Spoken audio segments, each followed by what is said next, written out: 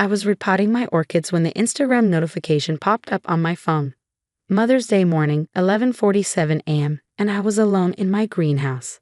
Hands covered in soil, finding peace in the simple act of caring for something that appreciated it. Emma posted a new photo. I smiled, wiping my hands on my gardening apron before picking up the phone. Emma rarely posted anymore, too busy with her marketing job and her life in the city. But Mother's Day, surely she'd. The image loaded slowly on my phone screen. Emma and her stepmother Veronica at what looked like an upscale brunch spot downtown. Champagne flutes raised, both wearing pastel dresses, Veronica's arm draped possessively around my daughter's shoulders. The caption hit harder than any physical blow could have. Grateful for my real mom at Veronica Styles. Thank you for showing me what a strong, successful woman looks like. #Mother's Day, #blessed with the best, #real mom energy. I stared at the screen until it went dark. Then I tapped it awake and read it again. Real mom, real mom. 23 years of my life condensed into 2 words that apparently didn't apply to me. My hands were trembling as I scrolled through the comments. Emma's friends gushing about how beautiful they looked together. Veronica's social circle praising their special bond. My own sister had commented, "Where's your mother?" Emma had replied, "This is my mother." I set the phone down carefully on my potting bench and returned to my orchids. The white phalaenopsis needed dividing. Its roots had long outgrown the pot, cramped and struggling despite my careful tending. Sometimes I thought you had to cut things away for the plant to survive. The phone buzzed again, another notification. Emma had posted a story. Against my better judgment, I watched it. Video clips of their brunch, the elaborate spread of food, the bottomless mimosas, Veronica giving a toast about choosing to be a mother, and how biology doesn't make a mom, love does. The final clip showed them laughing as Emma opened a small Tiffany box. A silver necklace with a heart pendant. For my daughter, Veronica's voice said off camera. The daughter of my heart, if not my body. I liked the post. Just a simple double tap, no comment, no reaction beyond that tiny heart appearing on a screen. Then I put my phone in my pocket and finished repotting my orchids. The silence in my greenhouse was profound. No call from Emma. No text explaining why I hadn't been invited to Mother's Day brunch. No acknowledgement that I might have wanted to celebrate the day that made me a mother 23 years ago when I held her for the first time, still dizzy from 20 hours of labor. I thought about that day as I worked. How tiny she'd been. How fiercely I'd loved her from that first moment. The promises I'd whispered to her in the hospital room. That I'd always protect her, always provide for her, always be there. Apparently, always had an expiration date. By evening, I'd made my decision. 23 years of financial support, of being the safety net, of ensuring Emma never wanted for anything. The apartment in the trendy part of the city, my name on the lease as guarantor. The credit cards, authorized user on my accounts. The car insurance, the health insurance, the phone plan. All of it is quietly managed and paid for by the woman who wasn't her real mom. I opened my laptop and began typing.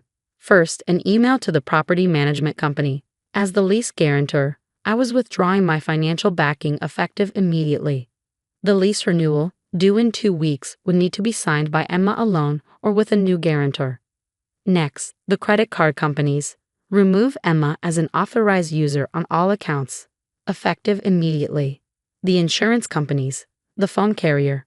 One by one, I severed the financial threads that connected us. If Veronica was her real mother, then Veronica could handle the real responsibilities. I didn't do it in anger. There was a strange calm in my movements, a clarity of purpose. This wasn't revenge. This was simply accuracy, aligning reality with Emma's proclaimed truth. Monday arrived with its usual Pacific Northwest drizzle. I was reviewing patient charts at the clinic when my phone started buzzing. Emma's name on the screen. I let it go to voicemail and called in my next patient. The calls continued throughout the day. Emma, then Jake, my ex-husband, then Veronica, then Emma again.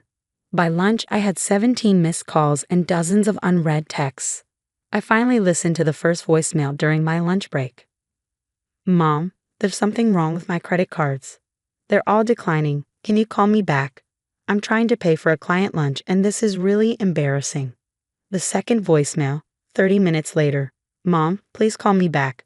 All my cards are canceled. I don't understand what's happening. The third message came an hour later. The property manager just called. They said you withdrew as my lease guarantor. Mom, what's going on? Why aren't you answering? By the fourth voicemail, her voice trembled with panic. Mom, please, I just got notice that I'm being removed from the health insurance next month. And the car insurance. What is happening? Did something happen to you? Are you okay? Please just let me know you're okay. I texted back. I'm fine. Congrats again on the lovely Mother's Day with your real mom. Then I turned off my phone and went back to caring for my patients. That evening, Jake showed up at my door. My ex-husband looked frazzled, his usually polished appearance replaced by wrinkled clothes and worried eyes. Laura, what are you doing? He didn't wait for an invitation, stepping inside the house we once shared, the house I kept after the divorce. Hello to you too, Jake. How was your Mother's Day? Oh wait, that's right. You were at brunch with your wife and my daughter. It looked uncomfortable. Emma didn't mean. Veronica planned it. Of course she did. I walked to the kitchen and poured myself a glass of wine. I didn't offer him one. Veronica's great at planning, like helping my daughter forget who raised her. She didn't take her from you. Grateful for my real mom, I quoted quietly. That's what Emma posted. So I figured, if Veronica is her real mom, then she can take on the real mom responsibilities too. Cutting her off financially, Laura. She can't afford that apartment without you. Her credit's not established. Then she should find something she can afford. Or maybe Veronica can help. Jake dropped into one of the kitchen chairs we bought 15 years ago. This is harsh, is it? I sat across from him, taking in the man I once loved. Do you know what I did on Mother's Day, Jake? I repotted orchids. Alone. While our daughter celebrated with the woman you left me for. That's not fair? No, it's not. It's not fair that I raised her for 23 years only to be erased online. It's not fair that I've been paying for her life while someone else got the credit. It's not fair that I wasn't even invited. Emma loves you. Does she? Because people who love you don't refer to someone else as their replacement. Jake's phone buzzed. He glanced at it and winced. It's Emma. She's overwhelmed. The apartment complex gave her 2 weeks to find a new guarantor. Sounds like something her real mom might want to help with. Veronica can't. He stopped himself. I raised an eyebrow. Can't afford it? The successful businesswoman who showed Emma what strength looks like. Maybe now she'll show her what responsibility looks like too. Jake had no answer.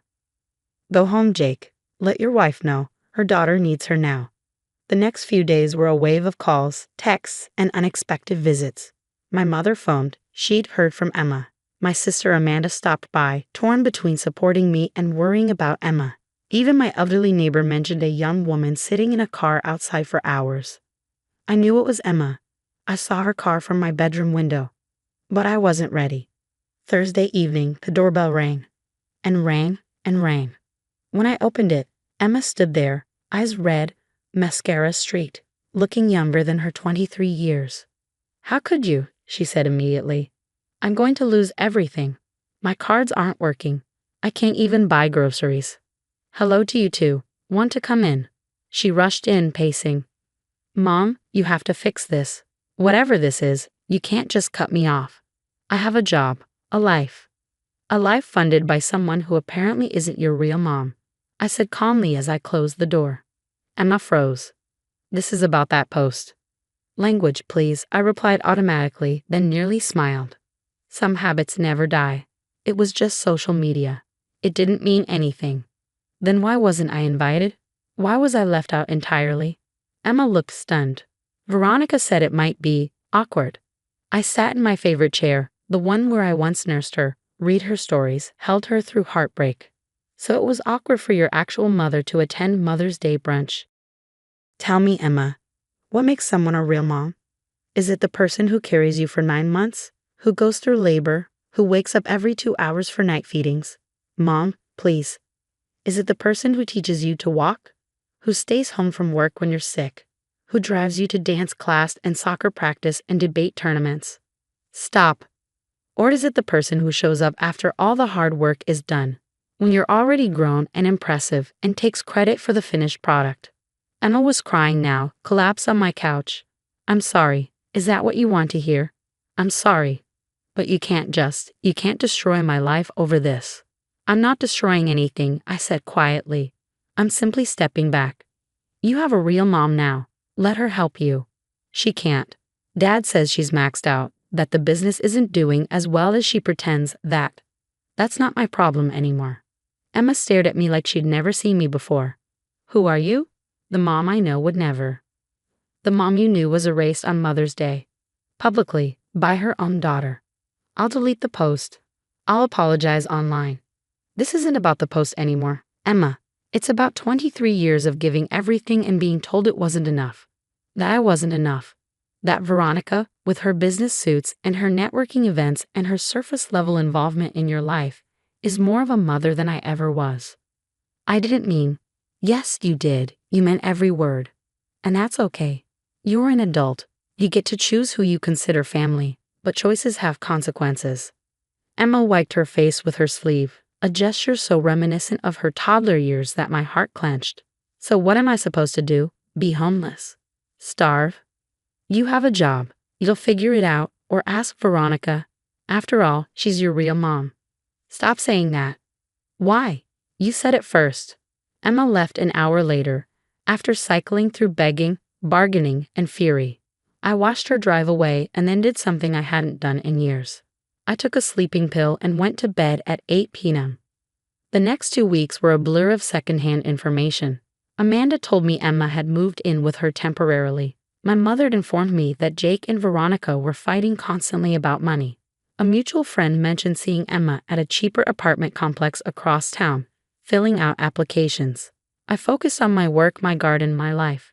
For the first time in 23 years, I wasn't managing someone else's existence. It was strange, liberating, lonely. 3 weeks after Mother's Day, Emma called again. This time, her voice was different. Calmer.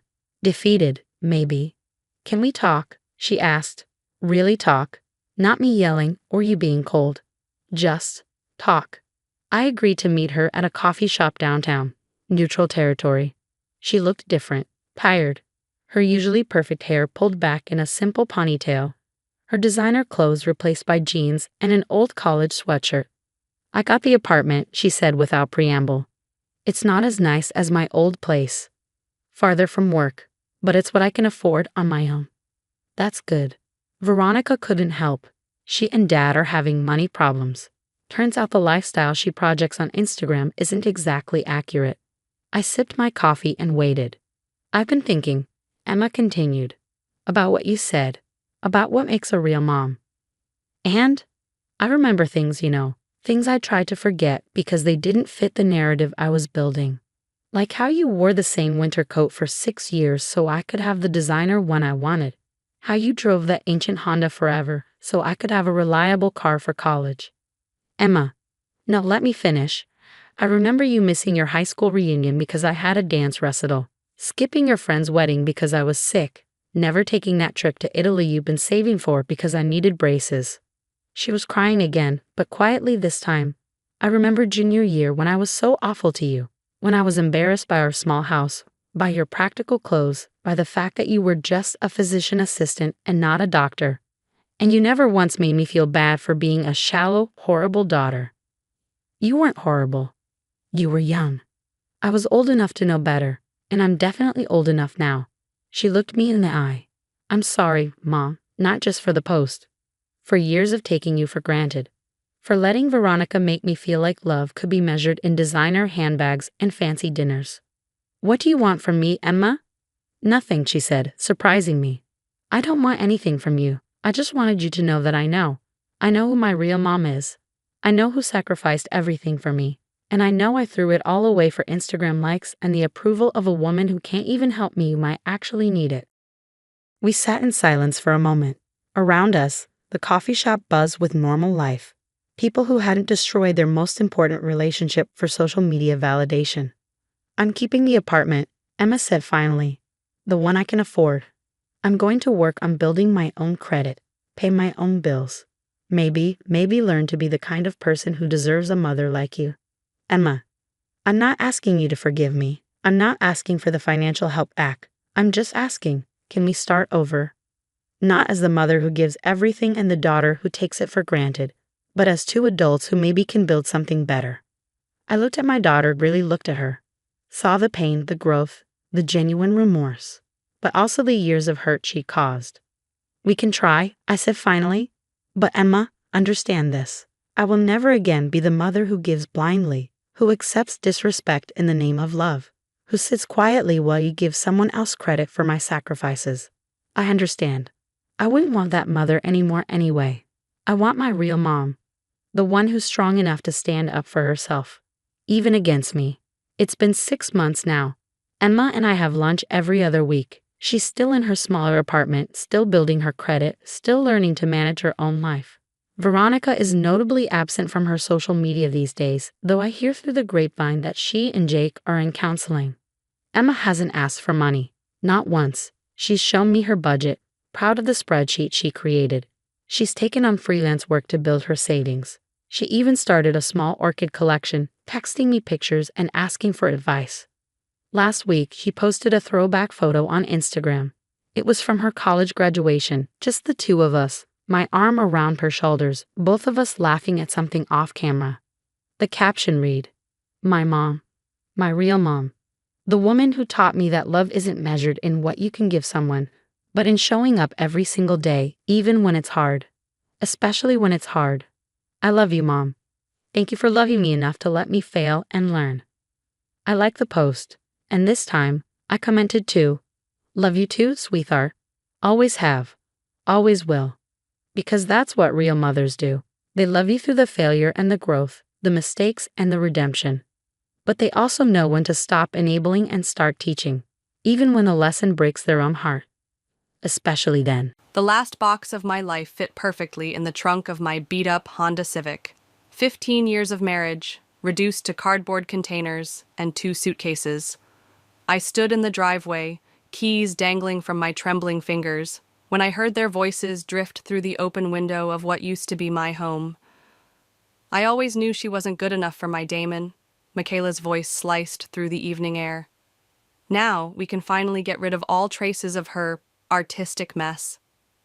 I'm Elise, and this is how I lost everything I thought I had built. Well, almost everything.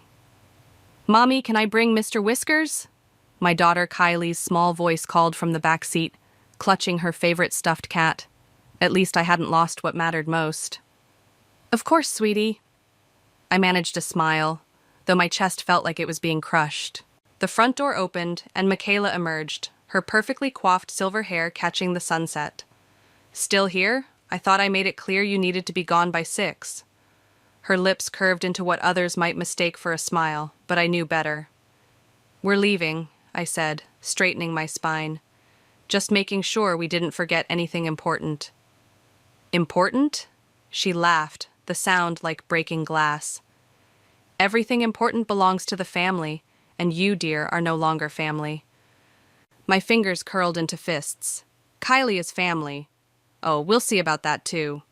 Her words hit like ice water. "Damon's lawyer will be in touch about custody arrangements." Before I could respond, a sleek BMW pulled into the driveway. Damon stepped out, Harmony close behind him, 29, gorgeous, and everything I apparently wasn't anymore at 34. "Dad," Kylie called out, but I touched her shoulder gently. "Not now, sweetheart. We need to go."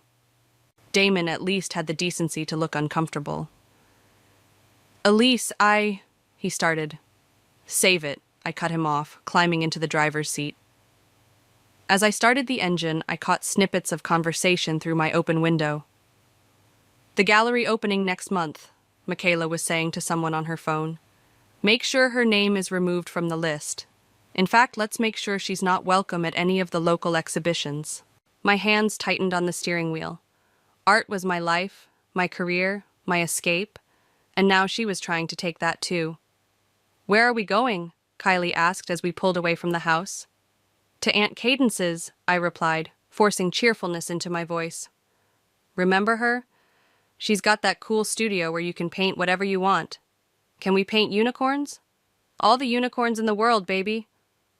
The drive to Cadence's small apartment took 20 minutes, each one feeling like an hour. My phone buzzed with a text from an unknown number. I checked it at a red light. Heard about your situation. Michaela's making calls. She's telling everyone you stole from the family. Better watch your back. A friend. My stomach churned. In our small town, Michaela's influence ran deep. She sat on every important board, attended every significant social event, and controlled more than just the art scene. Cadence was waiting outside when we pulled up, her wild curly hair a mess as usual. She rushed to help with our bags. "I've got the guest room ready," she said, hugging me tight. "And my studio is your studio." "I don't know how to thank you," I whispered, "by not giving up." She grabbed a box. "Oh, and Penny Thompson called me earlier. She's looking for new artists for her gallery." "Penny? But she's the only gallery owner in town who doesn't kiss Michaela's ring?" "Exactly." Cadence winked. "Sometimes the universe has a way of opening doors when others slam shut." Later that night, after Kylie was asleep in the guest bed, I sat on Cadence's balcony with a glass of wine. My phone kept lighting up with notifications, friends suddenly unfriending me on social media, cancellations for commissioned pieces, and one particularly nasty email from the local art association. "I heard Michaela's planning to drive you out of town completely," Cadence said, joining me with her own glass. "She's telling everyone you're unstable, that you threatened harmony." I laughed bitterly. "Of course she is." "You know what the best revenge would be?" Cadence leaned forward, her eyes sparkling with mischief. "Success. Real, undeniable success. The kind she can't touch." I took a long sip of wine, considering her words. Maybe she was right. Maybe losing everything was exactly what I needed to finally build something of my own. "First thing tomorrow," I said, "I'm calling Penny Thompson." No, absolutely not." I shook my head at Cadence as she tried to arrange my paintings at the local farmer's market. "The sunset piece needs more light." 2 weeks had passed since the night we'd fled to her apartment. My hands were paint-stained again, and for the first time in days, I felt something close to normal. "There." Cadence adjusted the display. "Now, remember what I said. Price them like you mean it. No more underselling yourself." I was about to argue when a familiar tune caught my attention. Someone was humming Moon River, my grandmother's favorite song. I turned to find an elegant woman in her 50s, studying my largest canvas. "This speaks to me," she said, tracing the air in front of the painting without touching it. "The anger in these brushstrokes, but there's hope too, like a storm breaking." "That's exactly what I was going for," I said, surprised by her insight. She turned, extending her hand. "I'm Penny, and you must be Elise." My heart skipped. "Penny Thompson? From the Grove Gallery?" "The very same." She smiled warmly. "Cadence has told me about your work, and about your situation." I shot Cadence a look, but she was suddenly very interested in reorganizing my business cards. "Don't be mad at her," Penny said. "We need to stick together in this town, especially with Michaela throwing her weight around." "You know Michaela?" Penny's laugh was sharp. "Oh, honey, everyone knows Michaela. She tried to shut down my gallery 3 years ago when I refused to feature her nephew's terrible photography." A young couple approached my booth, and I excused myself to help them. They were about to buy a small piece when the woman's phone buzzed. She checked it, whispered something to her partner, and they hurried away. "Let me guess," Penny said. "They got the mass text." "What mass text?" She pulled out her phone, showing me a message. "Warning. Local artist Elise G sells fraudulent work. Pieces are copied from real artists. Avoid purchasing." My hands started shaking. "She can't do this. She can't just..." "She can, and she is." Penny's voice was steel. "But here's what we're going to do about it." For the next hour, Penny outlined her plan. Her gallery was hosting a major show next month, featuring women artists from across the state. "I want you to be part of it," she said. "But Michaela?" "Michaela doesn't control my gallery." Penny's eyes sparkled. "And wait until you meet the other artists. There's something brewing in this town, something bigger than Michaela's petty revenge." Just then, Kylie came running up with Cadence's brother Terrence, who'd been watching her while I worked. "Mom, look what I made." She held up a friendship bracelet, beaming. "It's beautiful, sweetie." I knelt to examine it. "I made one for you too," she said, tying it around my wrist. "And one for Ms. Penny." Penny accepted the bracelet with genuine delight. "You know," she said to me quietly as Kylie showed Terrence her other creations, "my mother used to say that the universe speaks through children. They see truth we adults sometimes miss." She hummed Moon River again, and suddenly I was back in my grandmother's studio, watching her paint while singing that very song. "How do you know that tune?" I asked. "Your grandmother taught it to me. Margaret was my first art teacher, back when I was just a girl with dreams bigger than this small town." My throat tightened. "You knew my grandmother?" "She's the reason I opened the Grove. She always said art should be accessible to everyone, not just the social elite." Penny touched my arm. "She'd be proud of you, you know, standing your ground." Later that evening, as I was packing up, a familiar BMW pulled into the parking lot.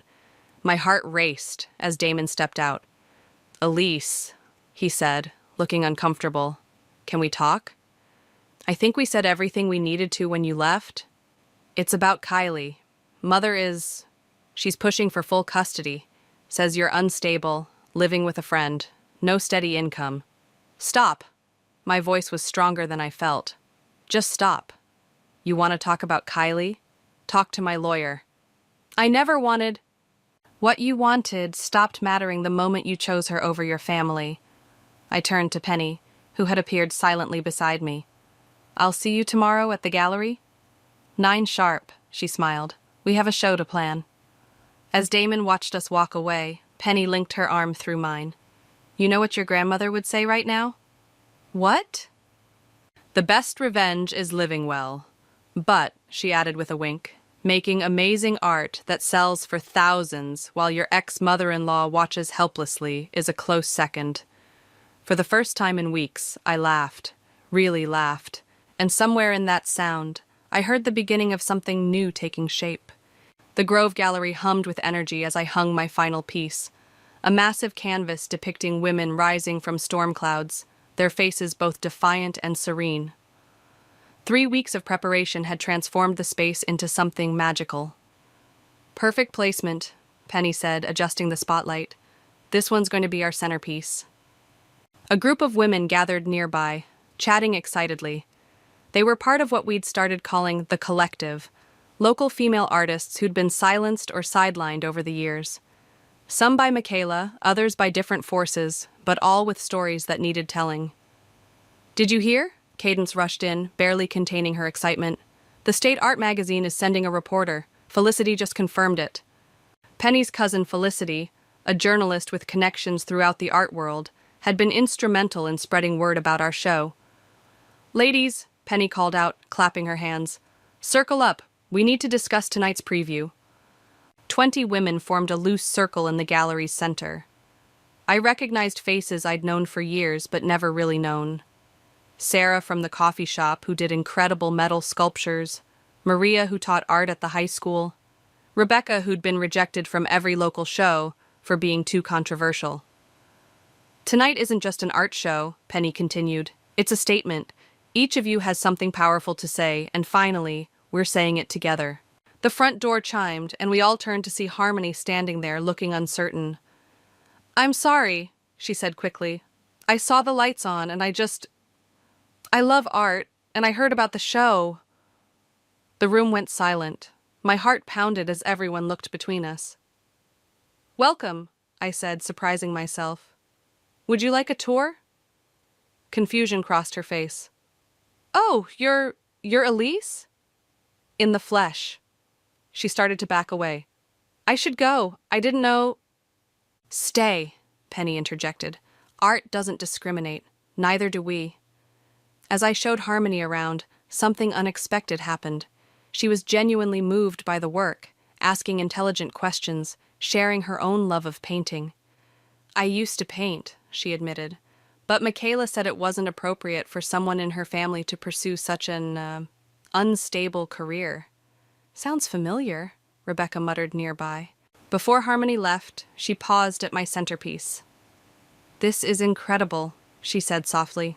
I wish things were different." "They can be," I replied. The preview event began at 7. The gallery filled quickly with collectors, critics, and locals curious about the buzz. I was discussing my technique with a potential buyer when Cadence grabbed my arm. "Incoming," she whispered. "Michaela just pulled up." Sure enough, Michaela swept in moments later, her designer dress and perfectly coiffed hair a stark contrast to our artistic, casual vibe. She stopped dead when she saw my centerpiece. "What is this?" she demanded, turning to Penny. "You're featuring her work?" "I'm featuring 20 talented artists," Penny replied calmly, "each chosen on merit alone." "Merit?" Michaela laughed. "She's nothing but a failed housewife playing with paint." "Actually," a deep voice interrupted, "she's brilliant." A tall man in an expensive suit stepped forward. "I'm Marcus from the State Gallery Board. We're very interested in several pieces here, particularly Ms. Elise's series." Michaela's face reddened. "You can't be serious. She's creating exactly the kind of innovative, emotionally resonant work we're looking for," Marcus finished. "In fact, we'd like to discuss a traveling exhibition featuring the collective." The room buzzed with excitement. I caught Harmony's eye across the gallery. She'd returned with several friends. She gave me a small, encouraging smile. "This is absurd," Michaela sputtered. "I've supported this town's art scene for decades. I've guided it, shaped it, controlled it," Penny corrected, "but not anymore." One by one, women stepped forward, sharing stories of how Michaela had blocked their work, threatened their livelihoods, or demanded changes to their art to fit her vision. "You'll regret this," Michaela hissed at me. "All of you will." "The only regret," I said loudly enough for everyone to hear, "is how long we let one person dictate our artistic expression. That ends tonight." As Michaela stormed out, Felicity appeared with her camera. "Smile, ladies. This is going on the front page of tomorrow's arts section." The rest of the evening was a blur of sales, conversations, and possibilities. By closing time, most of my pieces had sold, including the centerpiece to Marcus himself. "We did it," Cadence hugged me tight. "We actually did it." "This is just the beginning," Penny announced to our group. "The collective is real now. We're a force to be reckoned with." Later, as we cleaned up, I found a note tucked into my purse. In Harmony's handwriting, "Thank you for showing me what courage looks like. I'm leaving him, and I'm starting to paint again." I smiled, pinning the note to the gallery's inspiration board. Sometimes revenge doesn't look like what you expect. Sometimes it looks like freedom. "Mom, look!" Kylie pointed excitedly at the newspaper. "That's you!" The arts section featured a full-color spread about the collective's gallery opening. My centerpiece dominated the page, with Felicity's article detailing our artistic revolution in a small town. The photo captured all of us, arms linked, smiling with the kind of confidence I thought I'd lost forever. My phone buzzed. Damon's number. "What do you want?" I answered, stepping onto Cadence's balcony. "Have you seen what you're doing to my mother?" His voice was tight. "She's in tears, Elise. People are canceling their memberships to her arts foundation." Funny how consequences work, isn't it? This isn't you. The Elise I knew wouldn't. The Elise you knew died the day you left. I gripped the railing. "And this new version? She's done being silent." A knock at the door interrupted us. Cadence answered it, then called out urgently, "Elise, you need to see this." I hung up and rushed inside. Rebecca stood in the doorway, shaking. Her phone displayed a social media post, photos of her more controversial pieces alongside accusations of moral corruption and dangerous influences. The comments were vicious. "It's happening to all of us," she said. "Michaela's friends are reporting our social media accounts, calling our employers, even contacting our landlords." My own phone started flooding with notifications. Someone had posted old photos from my college days, twisted with suggestive captions and false stories. "She's trying to destroy us," Cadence said, scrolling through her phone. "Sarah just lost her coffee shop job. Maria's being questioned by the school board." "No," I said firmly. "We're not letting her win. Call everyone. Emergency meeting at Penny's. Now." Within an hour, the collective gathered in Penny's back garden. The fear was palpable, but so was the anger. "My landlord's threatening eviction," Maria said. "Apparently someone suggested I'm running an adult business from my apartment." "The school board's reviewing my contract," Rebecca added. "They're calling my art inappropriate for children." "Ladies," Penny's voice cut through the panic. This is exactly what Michaela wants. Fear, division, surrender. But what can we do? Sarah asked. She has all the power. No, I stood up. She has influence. We have truth and numbers. Just then, an unexpected voice joined us. And you have me. Harmony stepped into the garden, followed by Felicity. Why should we trust you? Rebecca demanded. Because I have proof. Harmony held up her phone. Screenshots, emails, recordings, everything showing how Michaela manipulates people, including what she did to Elise and others before her. The garden erupted in discussion. Felicity examined Harmony's evidence with professional interest. This is gold, she said, but publishing it could be risky. I don't care anymore, Harmony replied. I watched her destroy my relationship with art. Then she tried to mold me into another one of her perfect society puppets. I'm done. My phone buzzed again. Damon. What now? I answered. Is Harmony with you? He sounded different. Worried. Mother's losing it, Elise. She's talking about lawsuits, calling in favors. I've never seen her like this. Good, I said. Maybe she'll finally understand how it feels to lose control. Just be careful. She's not going to stop. As if on cue, our phones chimed simultaneously. A mass email from Michaela's Arts Foundation announced an emergency town hall meeting tomorrow night regarding the moral decay of our arts community. Perfect, Penny smiled. She's giving us exactly what we need, an audience. We spent the next hours planning. Felicity would prepare a story exposing Michaela's tactics. The collective would prepare a presentation of our work, focusing on its positive impact on the community. Harmony would speak publicly about her experiences. As everyone left, energized with purpose, I found myself alone with Harmony. Why are you really helping us? I asked. She touched one of my smaller paintings, a simple scene of Kylie painting. Because this is real art. It makes people feel something true. She paused. I was wrong to let Michaela convince me that love could be calculated like a business transaction. Does Damon know you're here? He will. She smiled sadly. We both need to stop letting others define our worth. Later that night, as Kylie slept surrounded by her stuffed animals, I received another text from an unknown number. Watch your back. Tomorrow night won't go as planned. Michaela's got something big prepared. A friend. I forwarded it to Penny, who responded immediately. Good. The bigger she makes it, the harder she'll fall. I walked to my easel, where a new piece was taking shape, a phoenix rising from ashes, but the ashes were torn canvas and broken paintbrushes. Around it, small figures reached up, catching sparks and turning them into stars. What are you painting, Mommy? Kylie's sleepy voice surprised me. The future, baby, I said, lifting her onto my lap. Want to help? She picked up a brush, and together we added more stars to the darkness, each one a tiny act of defiance against those who would dim our light. The town hall buzzed with tension as people filed in.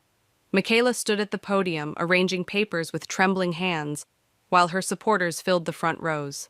The collective sat together on the left side, our bright clothes a stark contrast to their muted tones. She's got the mayor here, Cadence whispered, nodding toward the stage, and half the city council.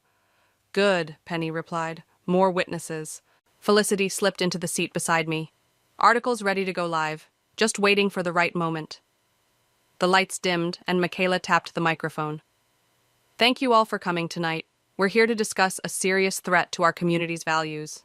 A slideshow started behind her, carefully selected images of our more provocative pieces, taken out of context.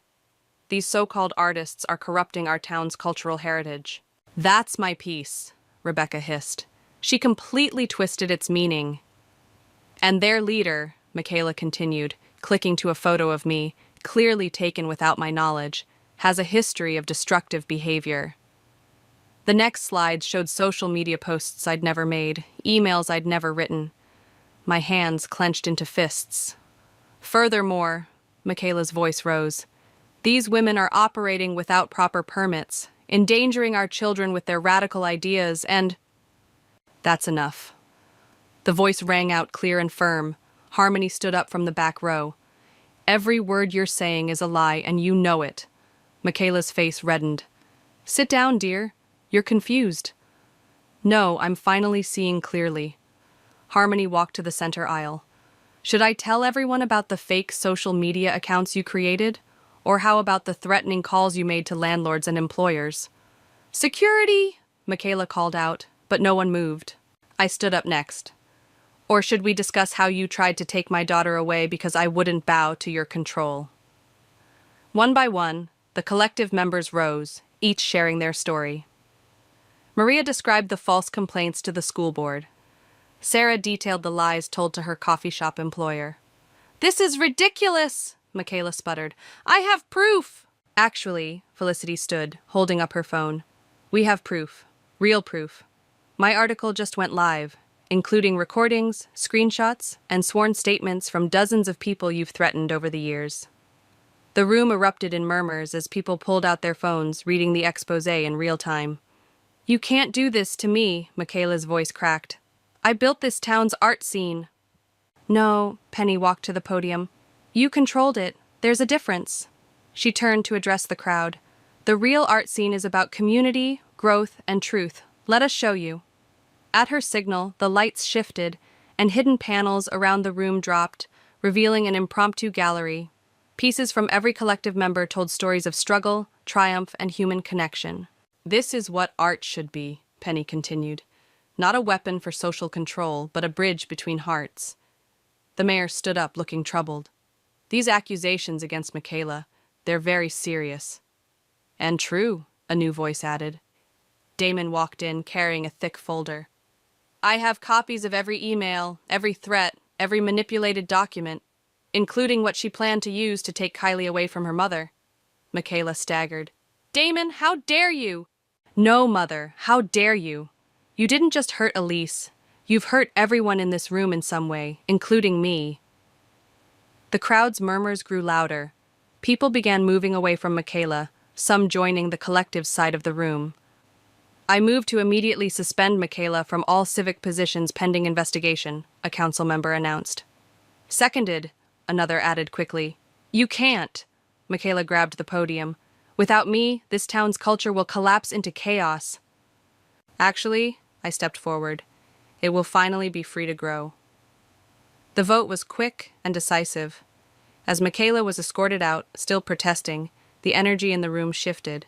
People gathered around our artwork asking questions, sharing stories of their own experiences.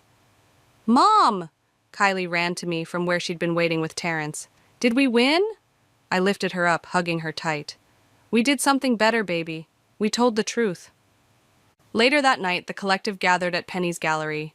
Harmony and Damon joined us, both looking lighter somehow. So what now? Sarah asked, raising her glass.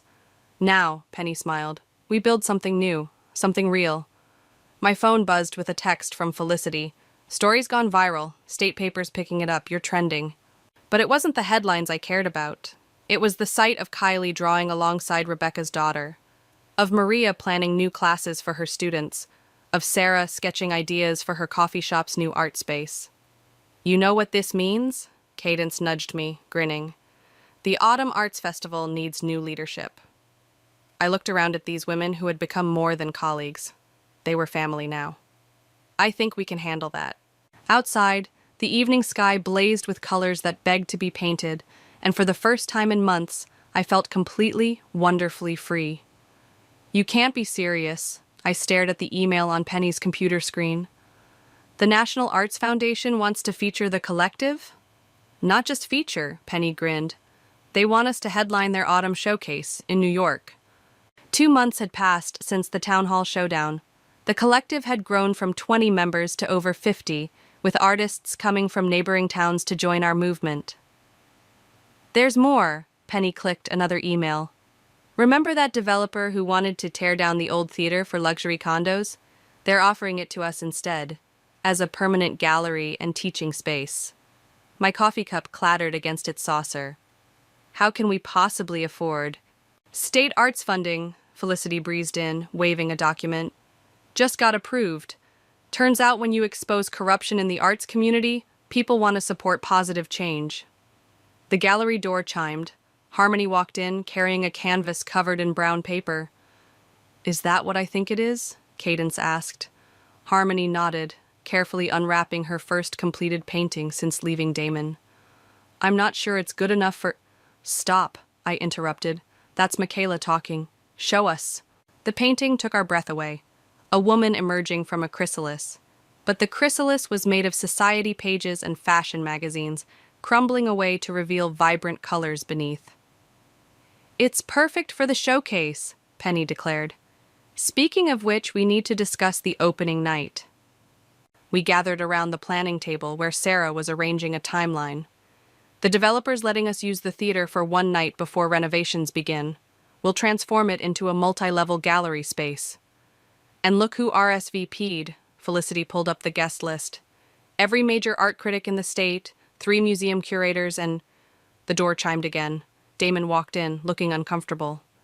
"Can we talk?" he asked me quietly. Outside, the autumn air was crisp. We walked in silence for a moment. "Mother's leaving town," he finally said. "Moving to Florida to live with her sister." "Good. I'm sorry, Elise, for everything. For not seeing what was happening, for letting her control everything, for—" "Stop." I faced him. "I'm not interested in apologies. What I care about is Kylie. That's why I'm here. I'm withdrawing the custody challenge. You're an amazing mother, and what we did, it wasn't right." Before I could respond, my phone rang. It was Maria. "Turn on the local news, now." We rushed back inside just as Penny switched on the TV. Michaela was holding a press conference outside her mansion.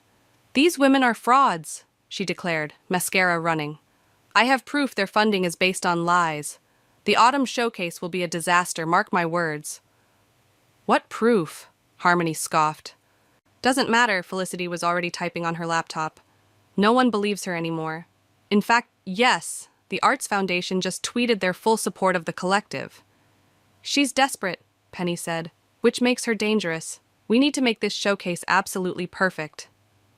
For the next 2 weeks, we worked nonstop. The old theater came alive with scaffolding and lighting rigs. Artists worked side by side, creating installations that flowed from one to another. Even Kylie contributed, her children's art workshop space becoming a favorite feature. The night before the showcase, I found Harmony touching up her painting. "Scared?" I asked. "Terrified," she admitted, but the good kind of terrified, like standing on the edge of something amazing. "You know she'll try something tomorrow night." "Let her." Harmony's brush moved confidently. "We're stronger together." Dawn broke on showcase day with unexpected news. Michaela had posted online that she'd be holding a competing event at her home, featuring traditional, respectable art. "Perfect," Penny said when she heard. "Let her show exactly what we're breaking free from." The theater filled with last-minute preparations. Sarah directed lighting crews while Rebecca coordinated the catering. Maria's students arrived to help with setup, their energy infectious. "Mom!" Kylie called from her workshop space. "Look what we made!" She and the other children had created a massive collage of butterflies, each one carrying messages of hope and change. "That's going in the main entrance," Penny decided. "It's exactly what this night is about." As evening approached, I stepped outside for air. The line of people waiting to enter stretched around the block. News vans parked nearby, their cameras already rolling. Damon appeared beside me. "Need any last-minute help?" "Actually," I smiled. "We could use someone to manage the coat check." He laughed. "From controlling husband to coat check guy. Seems fair." Inside, the collective gathered for one final moment together before doors opened. Penny raised her glass. "Whatever happens tonight, remember this. Art isn't about power or control. It's about truth, our truth. Now let's show them what that looks like." We clinked glasses as the doors opened and the first guests entered. Through the windows, I could see Michaela's empty driveway across town, and I felt something unexpected, pity. But there was no time for that now. Our moment had arrived and we were ready to shine. The old theater pulsed with energy as hundreds of people moved through the transformed space. Critics scribbled in notebooks, photographers captured every detail, and collectors huddled in corners, discussing prices. They love it, Cadence squeezed my arm, pointing to a group of museum curators examining Rebecca's installation. They actually love it. A commotion near the entrance drew our attention. Michaela had arrived, wearing an evening gown that seemed excessive even for her. She wasn't alone. "Is that the state tax auditor?" Penny whispered, recognizing the stern-faced man beside Michaela. "Ladies and gentlemen," Michaela's voice carried across the room, "before you waste any more time here, you should know that this entire operation is under investigation for financial irregularities." The room quieted. My heart raced as the auditor stepped forward, opening his briefcase. "Actually," a new voice cut through the tension, "that investigation was completed this morning." A woman in a sharp suit emerged from the crowd. "I'm Amanda Davis, head of the State Arts Commission, and the collective passed with flying colors." Michaela's face fell. "But you said—" "I said I'd look into their finances," the auditor replied. "I did. They're exemplary. You, on the other hand." He turned to face Michaela. "Have some explaining to do about certain discrepancies in your foundation's accounts." "This is ridiculous," Michaela's voice rose. "I built this town's art scene. I decided who succeeded and who—" "And that's exactly the problem," Amanda interrupted. "Art isn't about one person's control. It's about community, growth, and opportunity, which is why the Commission is proud to announce a full partnership with the collective." Applause erupted. Michaela staggered backward, bumping into Harmony's painting. Before anyone could react, she grabbed it. "You want community?" she snarled. "Here's your community." She moved to tear the canvas. "Stop!" Harmony's voice cracked like a whip. She stepped forward, tears in her eyes but head held high. "That painting is about you, Michaela, about how you tried to make me into your perfect society puppet, how you did the same to countless others. Look at it. Really look." The room held its breath as Michaela stared at the painting, the woman emerging from her chrysalis of social expectations and false pretenses. Michaela's hands trembled. "I was only trying to maintain standards." "No," I stepped forward. "You were trying to maintain control, but art isn't about control. It's about freedom." "Freedom?" She laughed bitterly. "Look what freedom got you, living in a friend's apartment, raising your daughter alone." "Building a movement," Penny added, "inspiring others, creating real change." "And not alone," Damon spoke up from where he'd been watching. "None of us are alone anymore. That's what you never understood, Mother.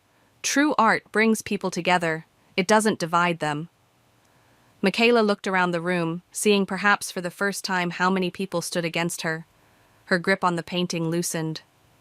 "Security will escort you out," Amanda said quietly. "And the Commission will be in touch about those financial discrepancies." As Michaela was led away, the energy in the room transformed. People moved closer to Harmony's painting, seeing it with new understanding. Critics who'd been skeptical began writing furiously in their notebooks. "Mom!" Kylie ran up, her face glowing. "The nice lady from New York wants to buy my butterfly picture. Can I sell it?" I looked at Penny, who nodded encouragingly. "Of course you can, sweetie. How much do you want for it?" $1 million, she declared, making everyone laugh. "How about we start with something more reasonable?" The collector smiled, kneeling to Kylie's level. "And maybe you can make more for my gallery in Manhattan?" The rest of the evening passed in a blur of sales, interviews, and congratulations. The National Arts Foundation representative announced they were doubling their support for our New York showcase. 3 museums requested traveling exhibitions. Near midnight, as the crowd thinned, the collective gathered in Kylie's butterfly workshop space. "Final count," Felicity announced, checking her tablet. 87 pieces sold, total sales over $200,000, and that's not counting the commissions and exhibition deals. "But more importantly," Penny added, "look around. Look what we built together." We did. The theater hummed with possibility. Where there had been emptiness, now there was life. Where there had been silence, now there was conversation. Where there had been fear, now there was courage. "I just got a text from the auditor," Cadence said. "Michaela's foundation is being dissolved. All assets will be transferred to community arts programs." "Poetic justice," Rebecca smiled. "No," I corrected. watching Kylie show another child how to make paper butterflies. Just justice. Outside, the autumn night was clear and cool. Stars sparkled above the old theater, now transformed into something new and vital. Tomorrow would bring challenges, renovations, programs to plan, a New York showcase to prepare for. But tonight, we celebrated not just victory over one person's control, but the birth of something larger than ourselves. A community, a movement, a revolution of color and truth and freedom. And it was beautiful. Perfect. I stepped back from the newly installed sign, the Collective Arts Center, where every voice matters. The old theater's facade gleamed in the morning sun, its Art Deco details restored to their former glory. Ready for the big day? Penny appeared beside me, carrying 2 coffee cups. As ready as I'll ever be, I accepted the coffee, watching students arrive for our first official classes. Young artists, retired hobbyists, and everyone in between streamed through the doors. "Guess who just pulled up?" Cadence called from inside. Through the front windows, I saw Harmony helping an elderly woman from a car. Michaela looked smaller somehow, less imposing in simple clothes without her usual perfect hair and makeup. "Are you sure about this?" Penny asked quietly. "Everyone deserves a chance to find their voice," I replied, remembering my own journey. Even her. Michaela entered hesitantly, clutching a worn sketchbook. I saw the flyer for beginners' classes. "Welcome," I said, surprising myself with how much I meant it. "Maria's teaching basic techniques in Studio 3. Before you go," Harmony touched her former mother-in-law's arm, "I saved you a spot next to me." Tears welled in Michaela's eyes as she followed Harmony upstairs. Through the open studio door, I heard Maria's warm welcome, the scratch of charcoal on paper, the murmur of encouragement. "Mom!" Kylie burst through the door. "The art supply truck is here. Can I help unpack?" "Hold on, wild thing," I laughed. "First, show our guest your new piece." Amanda from the State Arts Commission stood examining Kylie's latest work, a vibrant mixed-media piece combining painting and collage. "This is extraordinary," Amanda marveled. "How old did you say she is?" 8 going on 30, I smiled. "She's teaching a children's workshop next week." "Following in her mother's footsteps," Damon said from the doorway. He carried a box of supplies. "Where do you want these?" "Studio 4, Penny directed. "Rebecca's sculpture class starts in 20 minutes. The morning unfolded like a flower opening to the sun. In Studio 1, Sarah taught senior citizens to work with watercolors. Studio 2 hosted a photography workshop for teenagers. Upstairs, Felicity documented everything for a feature on community art spaces. During lunch break, I found Michaela sitting alone in the courtyard, staring at her sketch. "May I?" I gestured to the empty seat. She nodded, turning her sketchbook so I could see. The drawing was rough but honest, a small bird breaking free from a cage. "I never told anyone," she said softly, "but I used to paint. Before I married into society, before I became what I became, I thought I had to choose between art and respect. And now? Now I realize respect isn't about controlling art, it's about letting it breathe." From inside, we heard laughter. Kylie was showing other kids how to make her famous butterflies, their small hands creating wings of hope and possibility. "We're having an evening showcase next week," I said. "Student works, if you'd like to contribute." "I'm not ready." She shook her head. "But maybe someday." The afternoon brought more classes, more voices finding their strength through art. Terrence helped install new lighting in the gallery space, while Cadence organized the upcoming exhibition schedule. As evening approached, the collective gathered in what we now called the Heart, the central space where all the studios connected. "First day stats," Felicity announced. 12 classes, 147 students, ages 8 to 82. Not bad for a bunch of rebellious artists. "And wait until they see what's next," Penny grinned. "The National Arts Foundation called. They want us to develop a template for community art centers across the country." Speaking of next, I pulled out a stack of papers. The State Commission approved our youth scholarship program, art supplies and classes for any kid who wants to learn, regardless of ability to pay. "To new beginnings," Sarah raised her paint-stained coffee cup. And old endings, Harmony added, watching her former mother-in-law leave with a lighter step than she'd arrived with. Later, as I locked up, I found Kylie in my studio, adding final touches to her butterfly wall. Each paper wing carried a message of change, of growth, of possibility. "Mom," she said thoughtfully, "are we rich now?" I laughed. "Not in money, baby. But in everything that matters? Yeah, we're pretty rich." Outside, the sunset painted the sky in colors no artist could perfectly capture, but we'd never stop trying. Tomorrow would bring new classes, new challenges, new opportunities to help others find their voice. But tonight, standing in our transformed space, surrounded by the evidence of what happens when people dare to create change, I felt something settle in my soul. Not an ending exactly.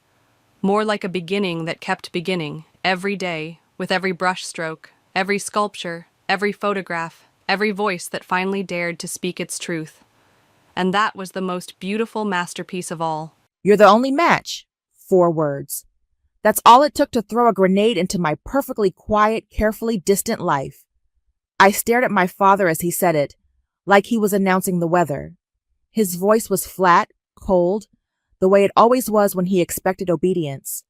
Like I was a broken vending machine he was trying to shake a soda out of. I should have walked out right then. Instead, I sat frozen in the stiff-backed chair in my aunt's living room, surrounded by people who once called me family. The air smelled like lemon-scented cleaner and fake sympathy. Rachel was curled dramatically on the couch, pale and frail in a designer hoodie, her head resting on Mara's shoulder like a tragic little angel. I hadn't seen most of them in years, not since the incident, not since Rachel's lies turned me into the family disgrace. "My name's Jasmine," I said finally, my voice dry, cracking the silence. "I didn't realize this was an ambush." Mara gave a tight smile. "It's not an ambush, sweetie. It's a family meeting." "Same thing," I muttered. Rachel looked up at me with those wide, glassy eyes. "Jazz, I didn't want it to be like this. If there was anyone else—" "But there isn't," my father cut in, his voice slicing through hers. "You're the only viable donor. The doctors confirmed it." I crossed my arms. "And you just assumed I'd say yes. You can't seriously be considering saying no," he snapped. "I didn't say no," I said, keeping my tone even. "I said you assumed." Haley, my mom, sat silently next to him, her hands folded in her lap like always. She wouldn't look at me. She never did when things got real. Rachel reached out a trembling hand. "I know we've had our differences." I laughed. I couldn't help it. "Differences? That's what we're calling it now?" Mara's eyes narrowed. "This is your chance to make things right, Jasmine." "Right?" I turned to her. "You mean after the time your daughter told everyone I was sleeping with my boss? That kind of right." "Let's not rehash the past," my father said sharply. "Of course not. The past was inconvenient. It made golden girls look tarnished and scapegoats look like survivors." I stood up. "I'll get tested. If it'll make everything right, fine." Rachel's face lit up. She actually smiled. "Thank you. I knew—" "I didn't say I was donating," I interrupted. "I said I'd get tested." My father's jaw clenched. "Don't play games, Jasmine." "Oh, I'm not," I said, turning to leave. "I'm just finally learning how to play yours." I walked out before anyone could say another word. My heart was pounding, but my face stayed calm. I'd practiced that look for years. They thought I was agreeing. They thought they'd won. They had no idea. I'd seen this moment coming for years. The message came 2 days before. A group text from Mara. "Family dinner Sunday. Important discussion. Please be there." No explanation. No subject. Just a demand wrapped in fake warmth. I almost deleted it. But something in my gut told me to go. And when I walked into that house and saw Rachel, sick, small, and still somehow smug, I knew why. This was it. The moment I'd been waiting for. The moment the universe handed me the sharpest blade and said, "Cut carefully. You don't get to destroy someone and then come crawling back when you need a piece of them to survive, not without consequences. Back at my apartment, I opened the drawer I hadn't touched in years. Inside were old journals, medical records, therapy notes, a USB drive, a printed email thread, a folded letter from my licensing board, dated 6 years ago. All of it. Everything they thought I'd buried. I sat on the floor and spread it out like a puzzle. My hands were steady. My breath was calm. They wanted me to save her, to be the good daughter, the forgiving cousin, the sacrificial lamb. I'd play the part. I'd smile. I'd nod. I'd let them think they'd broken me enough to comply. But I wasn't broken. I was just waiting for the day the girl they called unstable, dramatic, a liar, was the only one who could save them, and chose not to, not with a scream, not with a scene, but with silence, with truth, with receipts, because revenge doesn't have to be loud. Sometimes it's just surgical. Jasmine? I looked up from the clipboard I'd been filling out. A woman in a navy blazer stood in the doorway of the transplant evaluation office. She had kind eyes but a no-nonsense posture. I'm Dr. Bennett. You ready? I nodded and stood, smoothing the wrinkles out of my jeans. She led me down a quiet hallway, past a row of closed doors. The walls were a soft beige, the kind that hospitals love, neutral, forgettable. We stepped into her office, and she gestured for me to sit. The room was warm, full of books and plants. Not what I expected. Before we begin, she said, settling into her chair, I want you to know this part of the evaluation is confidential. My job is to assess your emotional readiness, not to pressure you. I nodded again. Okay. She studied me for a moment. You seem calm. I've had practice. She smiled faintly and clicked her pen. Let's start with your medical history. Any history of mental health conditions? I reached into my bag and pulled out a folder. I brought documentation. Diagnosed with acute stress disorder and anxiety 6 years ago. Therapy notes, prescription history, all in here. Her eyebrows lifted slightly. Thank you. That's thorough. I handed it over. I figured you'd ask. She flipped through it, pausing at a few pages. This started around the time of a workplace incident? Yeah. Can you tell me what happened? I leaned back in the chair. My cousin told my boss I was having an affair with him, said I was unstable, obsessive. She showed him screenshots of texts I'd sent, completely normal ones, but taken out of context. She said I was a liability. Dr. Bennett looked up. And were you? No. But it didn't matter. He believed her. HR opened an investigation. I was put on leave, then let go. My license was suspended pending a psych eval. By the time I cleared it, the damage was done. She didn't write anything for a moment. Did your cousin admit to lying? No. She said she was concerned. Played the hero. My family backed her. Dr. Bennett nodded slowly. And now she needs a kidney. Yep. She tapped her pen against the folder. How do you feel about that? I shrugged. I'm here, aren't I? That's not the same as being willing. I met her eyes. I'm willing to be evaluated, to go through the process. I'm not promising anything. She nodded again. That's fair. There was a pause. The air felt heavy.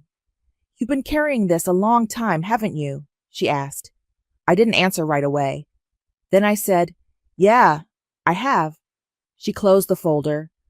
Would you be willing to share any supporting documents? Emails, messages, anything that might help me understand the full picture? I smiled faintly. Of course. I kept everything. That night, I dug through an old hard drive. It took me an hour to find the folder, labeled Do Not Open. Inside were screenshots, emails, therapy logs. I printed them out, one by one. There was one email I stared at for a long time. From Rachel to Charlie. my boss at the time. She's obsessed with you. I'm worried. She's not well. My hands curled into fists. I slid it into the envelope and kept going. At our next session, I handed Dr. Bennett the envelope. "These are the emails," I said, "and a few text threads. You'll see how she twisted things." She took it without a word, flipping through the first few pages. I also included a letter from my therapist.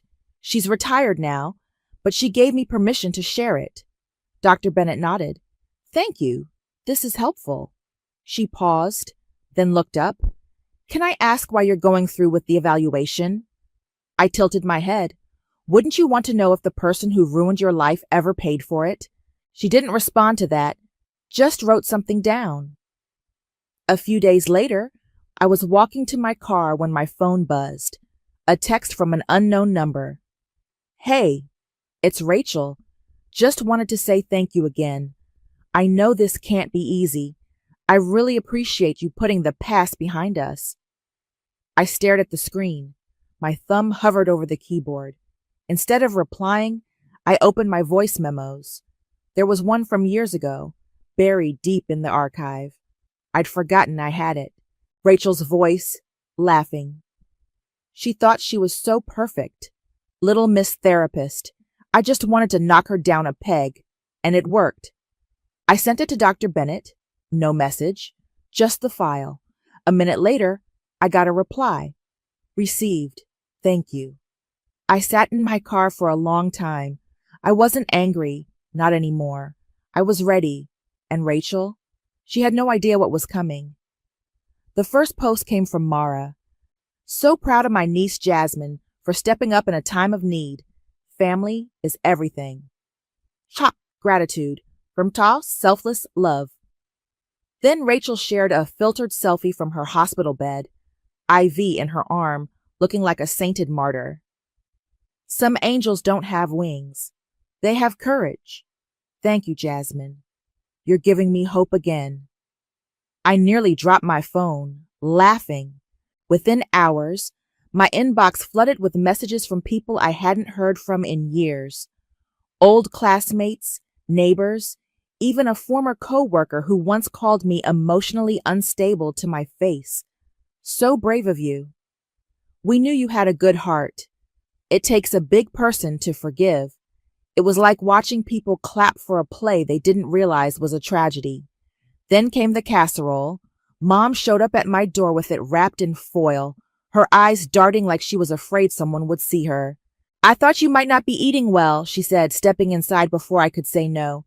"You've lost weight." I took the dish and set it on the counter. "You didn't come here for that." She looked down. "Your father wants you to be prepared. There might be media attention." I turned around slowly. "Media?" She winced. "Rachel's story is gaining traction. A few local outlets reached out. Alan thinks you should have a statement ready. Something simple. Gracious." I stared at her. "You want me to play the hero for the same people who called me crazy?" She flinched. "That was a long time ago." "No, it wasn't," I said. "It still happens every time I walk into a room and someone whispers." She sat down at the kitchen table, folding her hands like she was praying. "Jasmine, this could be your chance to start over." I leaned against the counter. "Ever wonder why I didn't sue you all for believing lies without asking me once?" She didn't answer. I opened the fridge, shoved the casserole in, and shut the door. "I'll write a statement when Rachel writes a confession." She stood slowly. "You're angry?" "No," I said. "I'm awake." She left without another word. That night, I charged my old phone and dug through the voice memos again. I knew there was more. And there it was, one from a party years ago when Rachel was drunk and careless. Honestly, I did her a favor. She was too perfect, too smug. She needed to be knocked down. And Charlie, please. He was never into her. I just gave him an excuse. I sat there listening to it twice. Then I emailed it to Dr. Bennett. Subject, additional context, no message, just the file. Within minutes, she replied. This helps clarify things. I'll be in touch soon. I closed my laptop and stared at the ceiling. They wanted a story. I'd give them one, but it wouldn't be the one they rehearsed. The next day, I got a call from Mara. Hi, sweetie, she chirped. I just wanted to say how proud we are of you. Everyone's talking about how brave you are. Uh-huh. And Rachel's been so emotional. She keeps saying how this might bring the family back together. I didn't say anything, Mara continued. I was thinking maybe we could have a little dinner after your next hospital visit. Just us girls, like old times. I finally spoke. The last time we had dinner, you told me I was an embarrassment. She laughed like I told a joke. Oh, Jasmine, that was years ago. Water under the bridge. Some bridges don't need crossing again, I said, especially when they're still on fire. She went quiet. Then, sweet as sugar, well, we'll see you soon. Take care of yourself. Click. I stared at the phone, then opened my camera roll. I had screenshots, texts from Rachel years ago, ones where she baited me into reacting, then used my responses as proof of instability. I sent them to Dr. Bennett, along with timestamps and a short note. She knew exactly what she was doing. Later that week, I got a message from someone I hadn't expected. Deacon. We used to work together. He was one of the few who didn't treat me like a pariah during the fallout. Hey, just read about Rachel, crazy stuff. Hope you're okay. I replied, define okay. He sent back a shrug emoji. Then, if you ever want to talk, I'm around. I remember more than you think. I stared at that message for a long time. Maybe I wasn't as alone as I thought. The next time I walked into Dr. Bennett's office, she didn't smile. Jasmine, she said, closing the door behind me, I've reviewed everything you sent. I also listened to the recordings. I nodded. And? She sat across from me.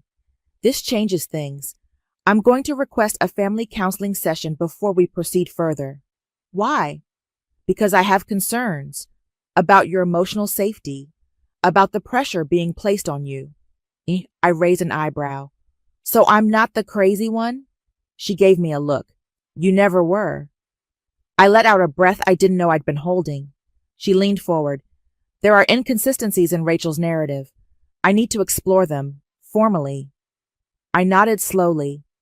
This was it, the beginning of the unraveling, and all I had to do was keep telling the truth. Rachel showed up to the counseling session in full performance mode, hair curled, makeup flawless, a silk scarf draped around her neck like she was auditioning for a Hallmark tragedy. Hi, Jazzy, she said with a soft smile, sliding into the chair across from me. You look good. I didn't respond, just looked at Dr. Bennett, who was already scribbling something in her notepad. She cleared her throat. Thank you both for coming.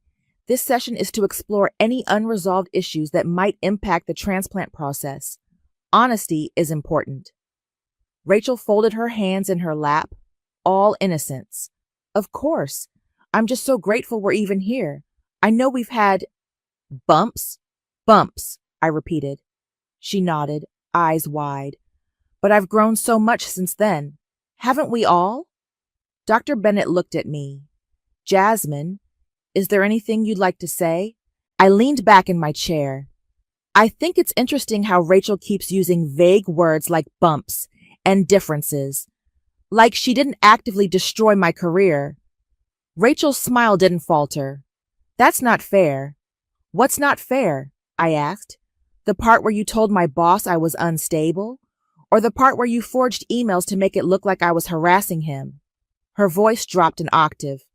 I was trying to protect you. From what? A promotion? Dr. Bennett held up a hand. Let's slow down. Rachel, can you explain what you meant by trying to protect her?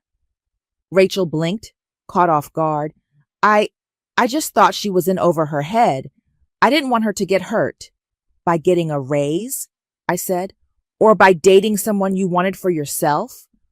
Rachel's eyes flashed. but she quickly masked it. That's ridiculous. Dr. Bennett scribbled again. I forgave you, you know, Rachel said suddenly, her voice soft. Even after everything.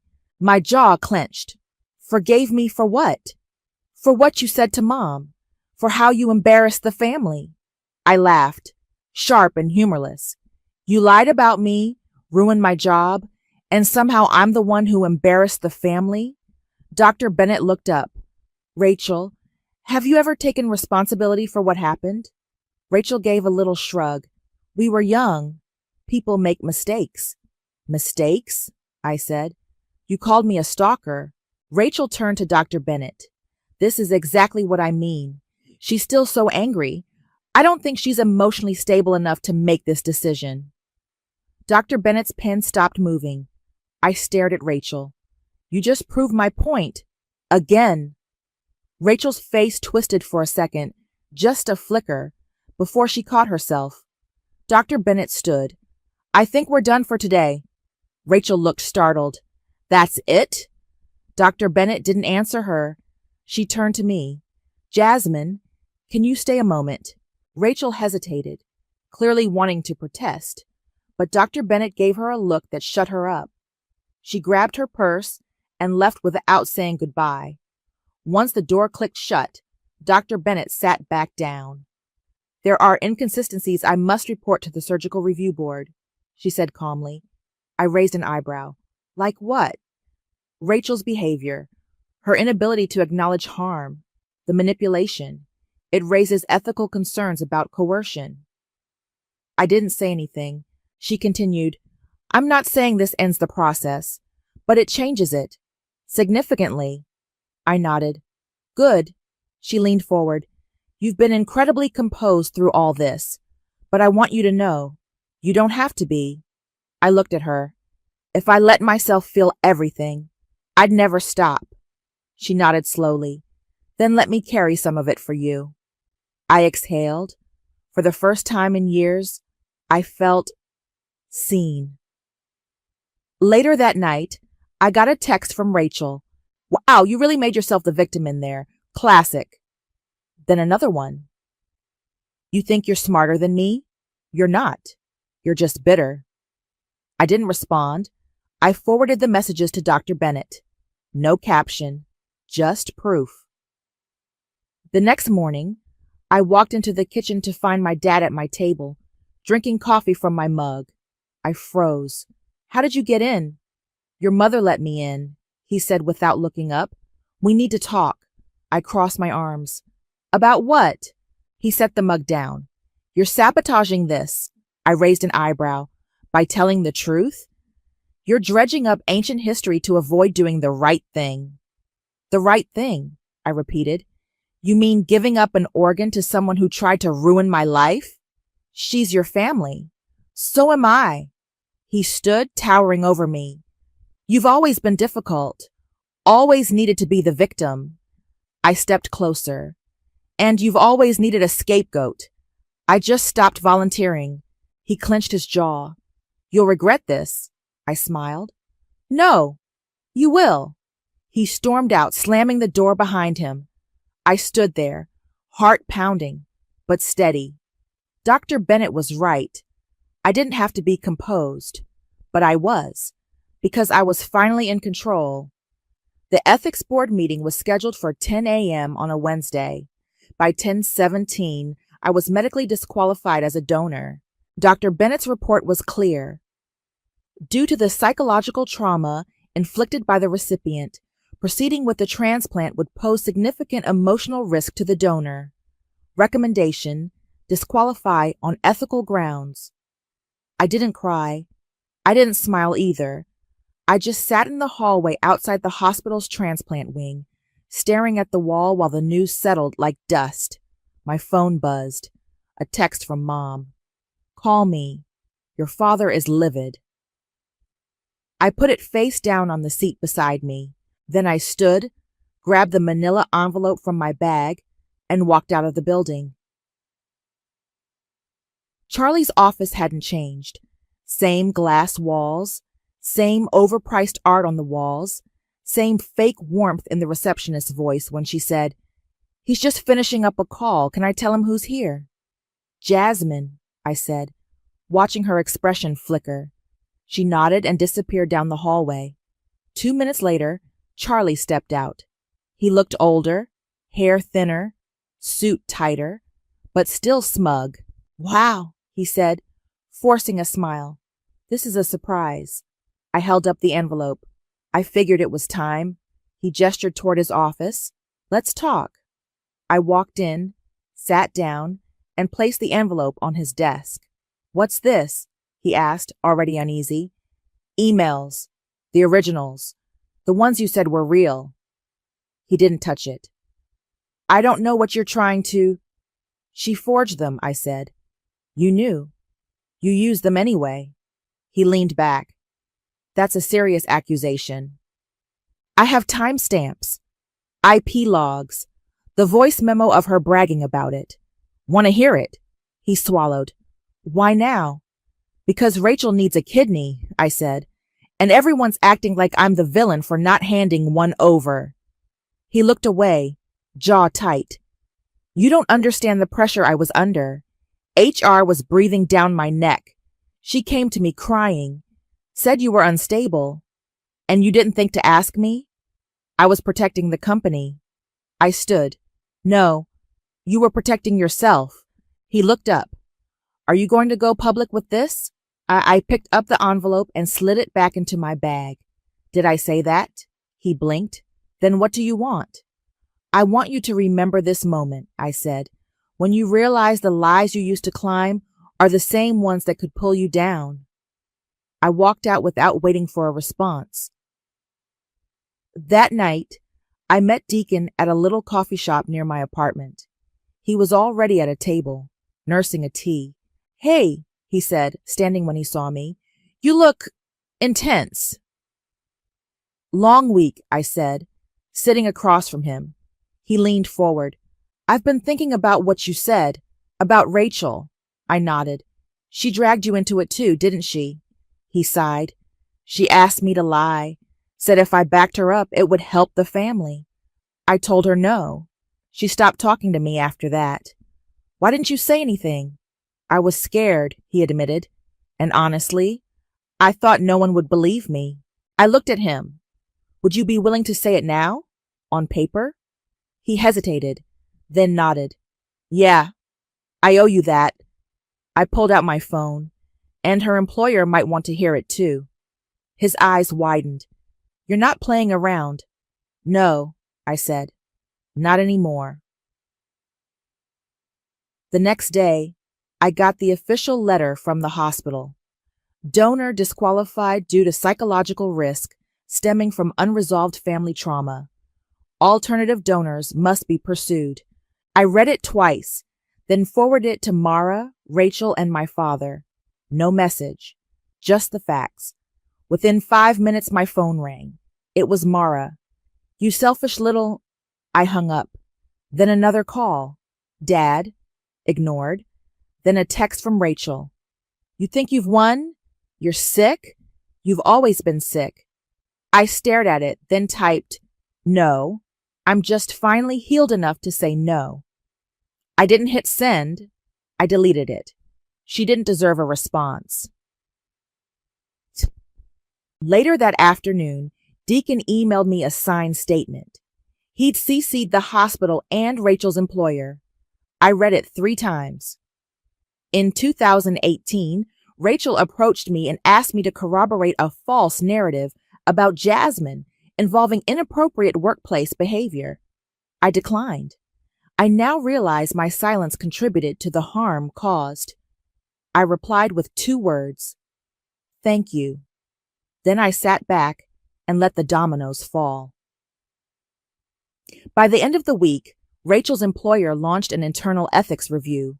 The transplant board closed her file and advised her to seek alternative donors. And me? I sat in my apartment, sipping tea, watching the sunset for the first time in years, without feeling like I was drowning. They wanted a kidney. I gave them consequences. Charlie called me the next morning. I let it ring. Then he emailed. Please, can we talk? I'm not trying to make excuses. I just need to explain. I waited a full day before responding. Tomorrow, noon, same office. He was already pacing when I walked in. The blinds were drawn. His tie was loose. There were 2 coffees on the table. He'd guessed my order right. I didn't touch it. Jasmine, he said, voice low, thank you for coming. I sat down across from him. You have 10 minutes. He ran a hand through his hair. I panicked. Back then, HR was threatening to open a lawsuit. Rachel came to me with those emails, and I didn't question them. I should have. I know that now. You didn't just believe her, I said. You used it. You let them push me out. I was up for promotion, he admitted. They said if I handled it quietly, I'd get it. I was stupid and selfish. I leaned forward. And now? He sighed. Now I'm terrified you'll go public, that I'll lose everything. I stared at him. Did I say I would? No, he said quickly. But you could, and you'd be right to. I stood up. I didn't come here to threaten you. I came to remind you that people like me don't forget. He looked up at me. So what now? I picked up the coffee he'd bought me, took a sip, and set it down. Now, you live with it. Later that day, I met Deacon at the park. It was cold, but the sun was out, and the walking path was quiet. You okay? He asked, falling into step beside me. Better than I've been in years, I said. You? He gave a half smile. Still waiting for the fallout. She'll spin it, I said. She always does. Not this time, he said. I sent her boss a copy of my statement and the audio clip. There's not much to spin. I looked at him. That was brave, he shrugged. It was overdue. We walked in silence for a while. Then he said, I always wondered why you didn't fight back harder back then. I did, I said, just not in ways anyone could see. He nodded. You were always smart, scary smart. I smiled. That's what got me in trouble. He stopped walking. You think you'll ever forgive them? I looked out at the frozen pond. Forgiveness isn't the goal. Peace is. He didn't push, just walked beside me. No one had done that in a long time. That evening, I got the official notice. The hospital had closed Rachel's transplant file. She was no longer eligible to receive a kidney from me or from anyone until further review. I forwarded the email to my mother.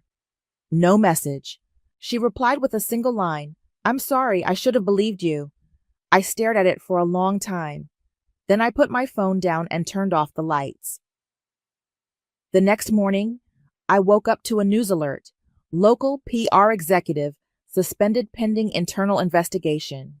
There was no name in the headline, but the photo told the story.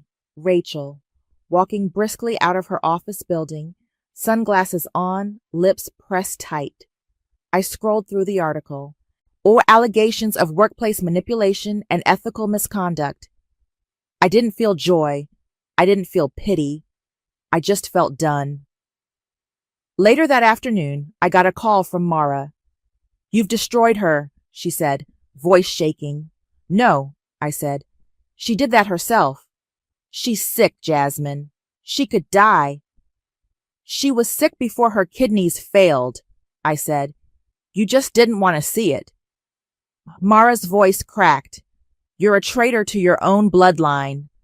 I laughed. You made your golden child out of garbage and torched what was real in me. She hung up. I didn't call back. That night, Deacon and I sat on my couch, watching a documentary neither of us were really paying attention to. You ever think about leaving? He asked. All the time, I said. But I'm not running anymore. He nodded. Good. We sat in silence for a while. Then he said, You know, I used to think revenge was about getting even. And now? Now I think it's about getting free. I looked at him. Maybe it's both. He smiled. Maybe. Outside, the city lights blinked like distant stars. And for the first time in years, I didn't feel like I was on fire. I felt clean, unburdened, whole. The voicemail from Mara came in just after noon. You are a disgrace. Rachel's in the hospital again. Her numbers are worse. You could have saved her. You chose not to. You'll have to live with that. I deleted it without listening to the end. At 3:15, I pulled into the hospital parking lot for what was supposed to be the final transplant coordination meeting. Not for me, just a formality for the family, the doctors, and Rachel. I wasn't required to attend, but I did. I wanted to see it unravel with my own eyes. The conference room was already full when I walked in. Rachel sat at the head of the table, pale and furious, her arms crossed tight. Mara was beside her, whispering something into her ear. My father stood near the window, jaw clenched, refusing to look at me. Mom sat alone in the corner, clutching her purse like it was an anchor. The transplant surgeon walked in last, flipping through a folder. Thank you all for coming, he said, settling into his chair. We've completed the final review regarding the donor eligibility. Rachel perked up. So when can we schedule the surgery? The surgeon didn't smile. There won't be a surgery. Silence. He continued, calm and clinical. The donor, Jasmine, has been disqualified based on psychological evaluations and documentation of long-term emotional trauma directly connected to the recipient. Rachel's mouth fell open. What? Mara leaned forward. I'm sorry, what trauma? The surgeon looked at her, then back at Rachel. There is documented evidence of emotional manipulation, workplace sabotage, and psychological harm. The ethics board ruled that proceeding would endanger the donor's mental health. Rachel stood up. That's ridiculous. She's lying. She's been trying to ruin me for years. The surgeon didn't flinch. We have recordings, emails, and third-party witness statements. This decision is final. Rachel turned to me, eyes wild. You did this. You planned this. I stayed seated. I told the truth. That's all. You manipulated the doctor. No, Dr. Bennett said, stepping into the room. I evaluated the facts. You gave me plenty. Rachel's voice rose. This is a setup. She's always been jealous of me. Security appeared at the door before she could finish. The surgeon gestured toward them. I'm going to have to ask you to leave, Rachel. You can't do this, she shrieked. She's sick. She's the one who's sick. The guard stepped forward. Rachel backed away, still shouting. You'll regret this, Jasmine. You'll regret it. They escorted her out. The door slammed behind them. Mara stood slowly. You've killed her.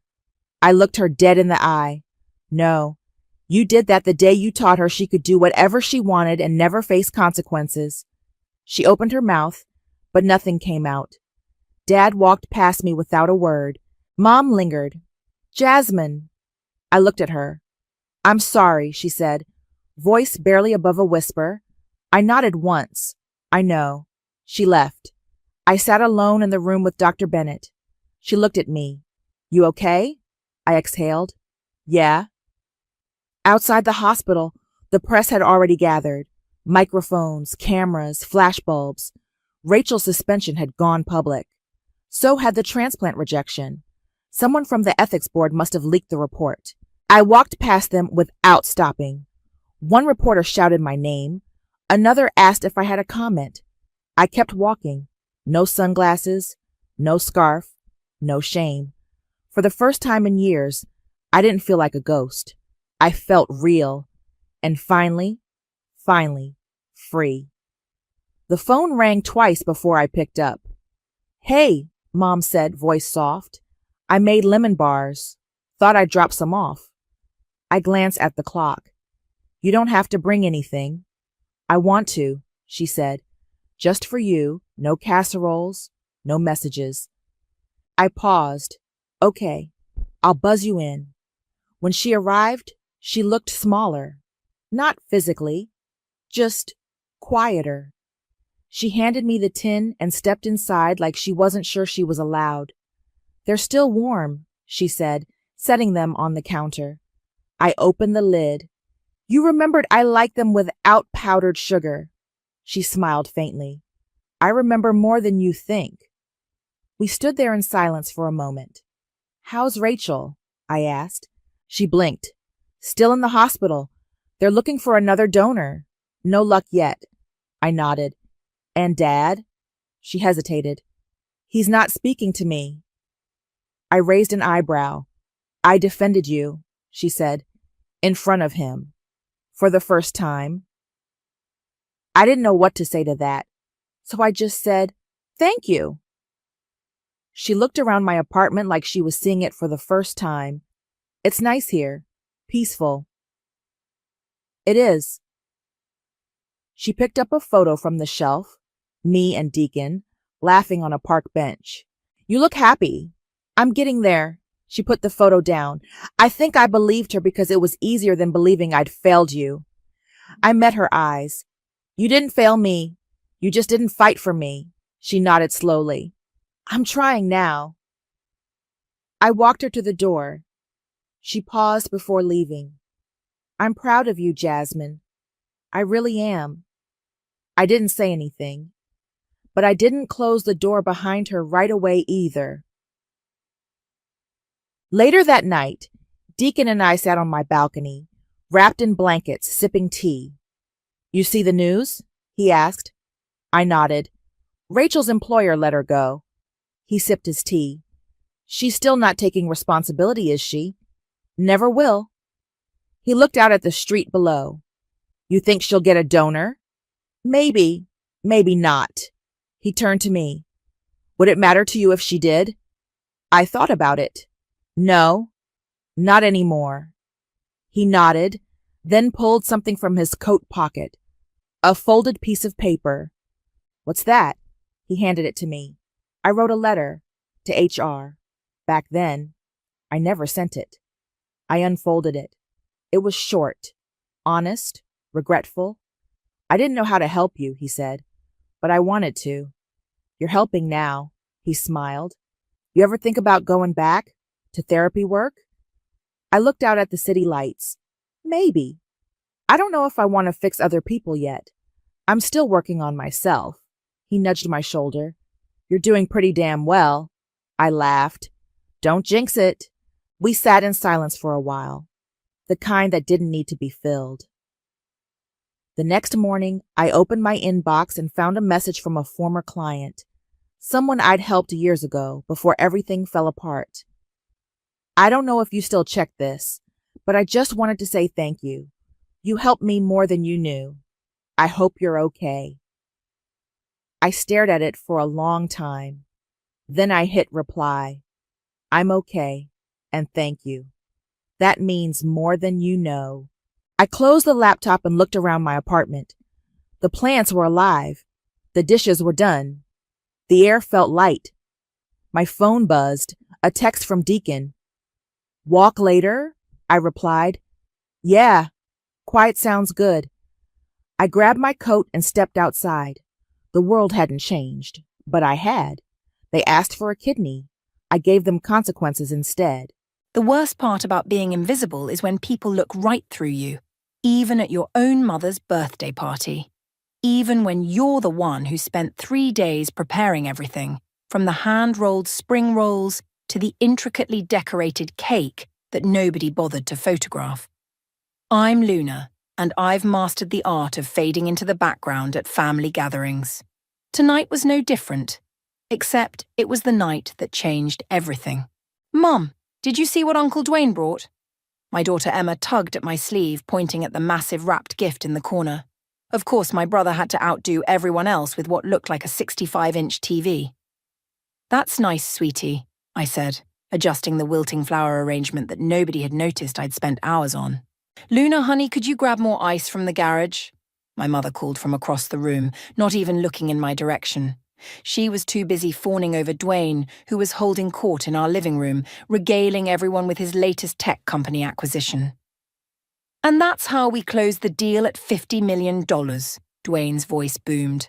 The future of tech is all about innovation and bold moves. I grabbed the ice bucket, my knuckles white against the plastic. As I passed through the living room, Sarah, our family friend, touched my arm. "Luna, those spring rolls are amazing, just like your grandmother used to make." Before I could thank her, Dwayne cut in. "Speaking of bold moves, where's that computer engineering degree of yours taking you these days, little sister? Still just playing house?" The room fell quiet. Even the kids stopped their chatter. "I'm raising my daughters," I said, my voice steadier than I felt. "Someone has to be there for the next generation of innovators."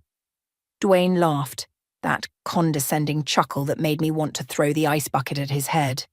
"Right, because that's exactly what your degree was meant for, packing lunches and driving carpool." "Dwayne," our sister Freya warned, but he was on a roll. "I mean, let's be honest, Luna. You had potential once, but you chose to waste it. Not everyone's cut out for the tech world. Some people are meant to stay in the shallow end of the pool." My mother chuckled nervously. "Oh, Dwayne, you're terrible. Luna, where's that ice?"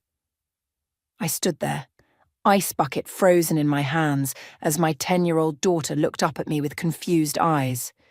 In that moment, something snapped. "You know what, Dwayne?" I set the bucket down with a thud.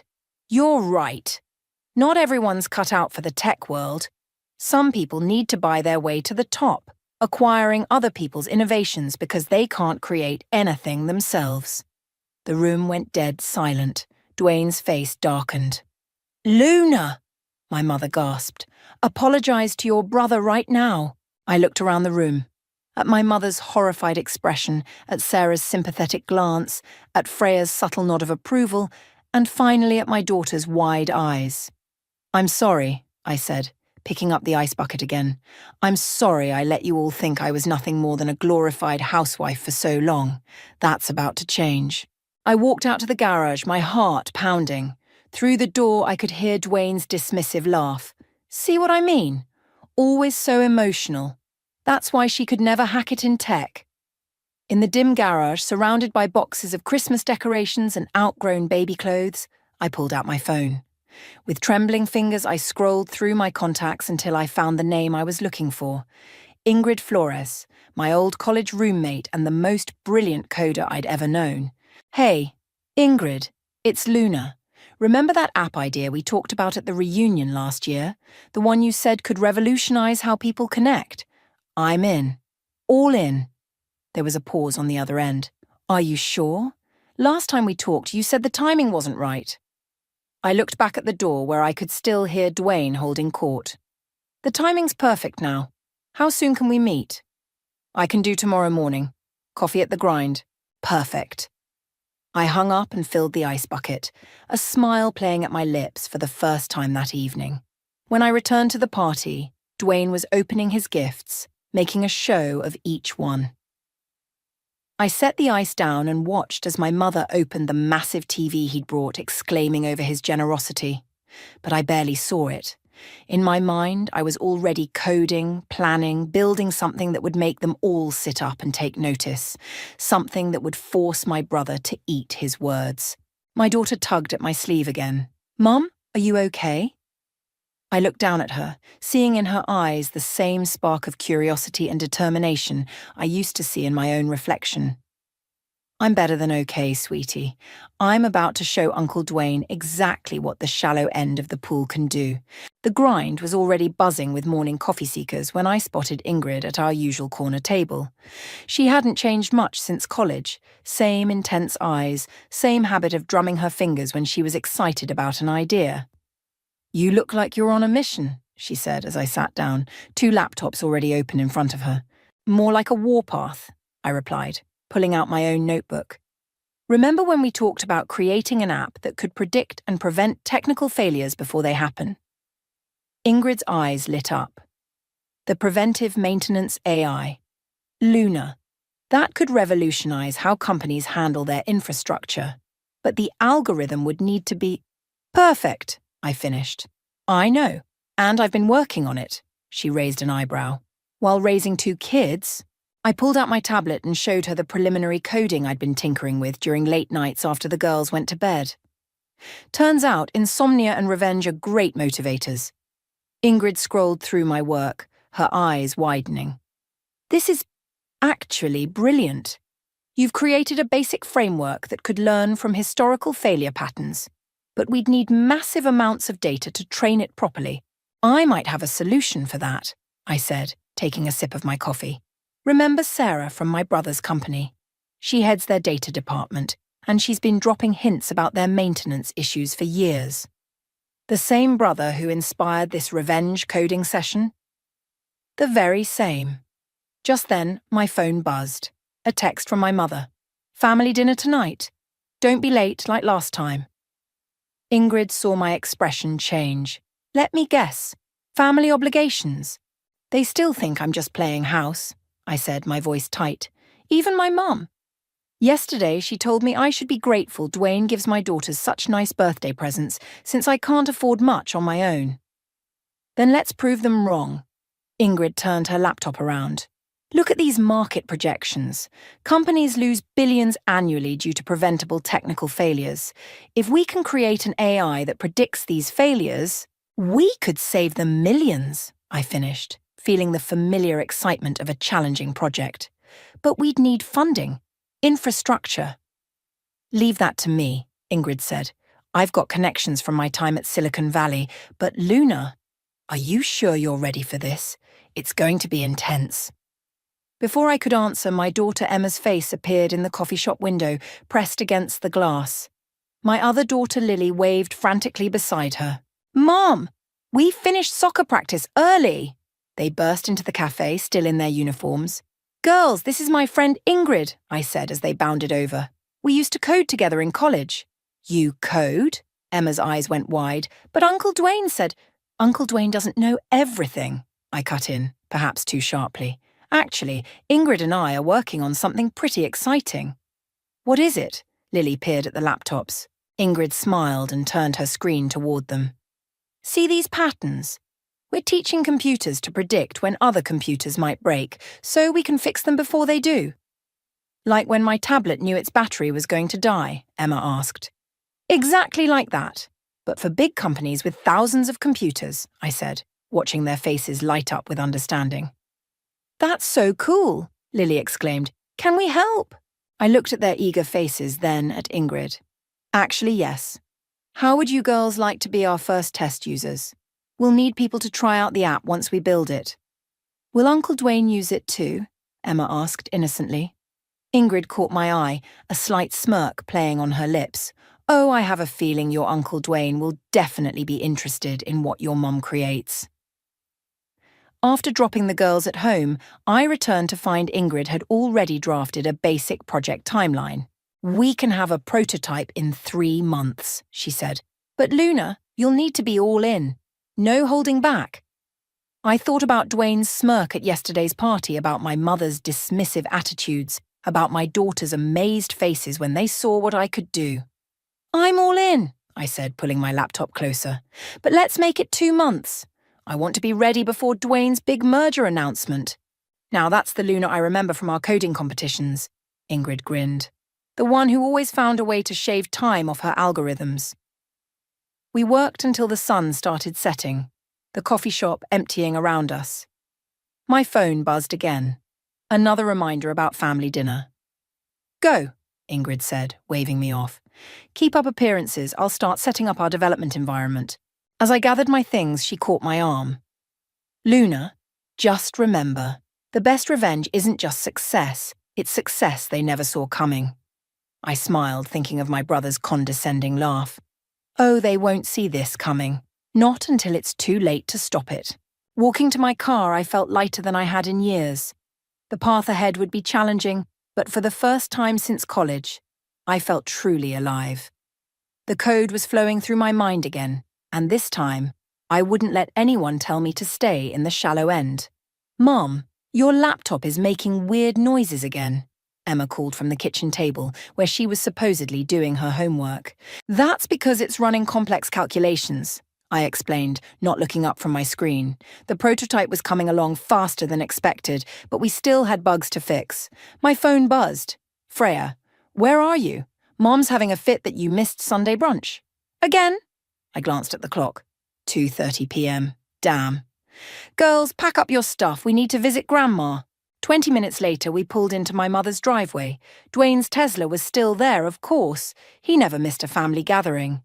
There's my favourite nieces. Dwayne's voice boomed as we entered. He was sprawled on the couch, watching golf. Your mum finally remembered we exist, huh? We were busy, Emma said proudly. Mum's teaching us about artificial intelligence. The room went quiet. My mother appeared from the kitchen, wiping her hands on her apron. Luna, really? Filling their heads with complicated nonsense when they should be focusing on school? It's not nonsense, Lily protested. Mom's building something amazing. Dwayne laughed. Is she now? What's amazing about it, kiddo? Before I could stop her, Lily launched into an explanation. It's an app that can predict when computers are going to break. Mom says it could save companies millions of... Lily, I cut in sharply. But the damage was done. Dwayne sat up, his amusement fading. Is that so? And where exactly are you getting the data to train this magical AI? That's none of your business, I said, steering the girls toward the kitchen.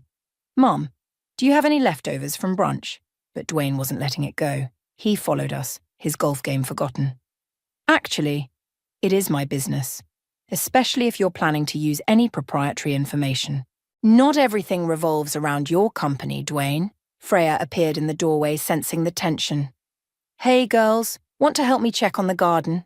After they left, Dwayne lowered his voice. Listen, Luna, playing around with code might be a fun hobby, but don't go getting serious ideas. The tech world isn't for amateurs. Funny, I said, meeting his eyes. That's exactly what your competitors said about you before you bought them out. His face darkened. Watch it, sister. You're out of your depth. My phone buzzed again. Ingrid. Major breakthrough. The prediction accuracy is at 94%. Call me ASAP. Luna, my mother interrupted. Speaking of depth, why don't you help Dwayne with his company's anniversary gala next month? You always had such a knack for planning parties. I gripped my phone tighter. Sorry, Mom, I'm a bit busy these days. Too busy for family? She shook her head. Ever since you started this computer thing, you're never around. What kind of example are you setting for your girls? A pretty good one, actually, Freya said, returning without the kids. She's showing them that mothers can be more than just party planners. Stay out of this, Freya, Dwayne warned. Or what? Freya challenged. You'll mansplain technology to me, too. My phone buzzed continuously now. Ingrid was calling. I need to take this, I said, stepping onto the back porch. Behind me, I could hear Dwayne and my mother's disapproving sighs. Luna! Ingrid's voice was electric with excitement. The algorithm just predicted a major server failure in our test environment 30 minutes before it happened. We're ready for real-world testing. I glanced through the window at Dwayne, who was now lecturing Freya about family loyalty. How soon can we launch? 2 weeks, maybe less, but Luna! We got another email from that venture capitalist. He wants to meet. My heart raced. The one who backed that billion-dollar startup last year? The same. He's heard rumors about what we're building. Says it could be exactly what the industry needs. Through the glass, I saw my daughters return from the garden, their faces lighting up when they saw me. Behind them, Dwayne was checking his phone, his expression growing increasingly concerned. Set up the meeting, I said. And Ingrid, let's accelerate the timeline. I want to launch before Dwayne's merger announcement. That's in 3 weeks, she cautioned. We'd be cutting it close.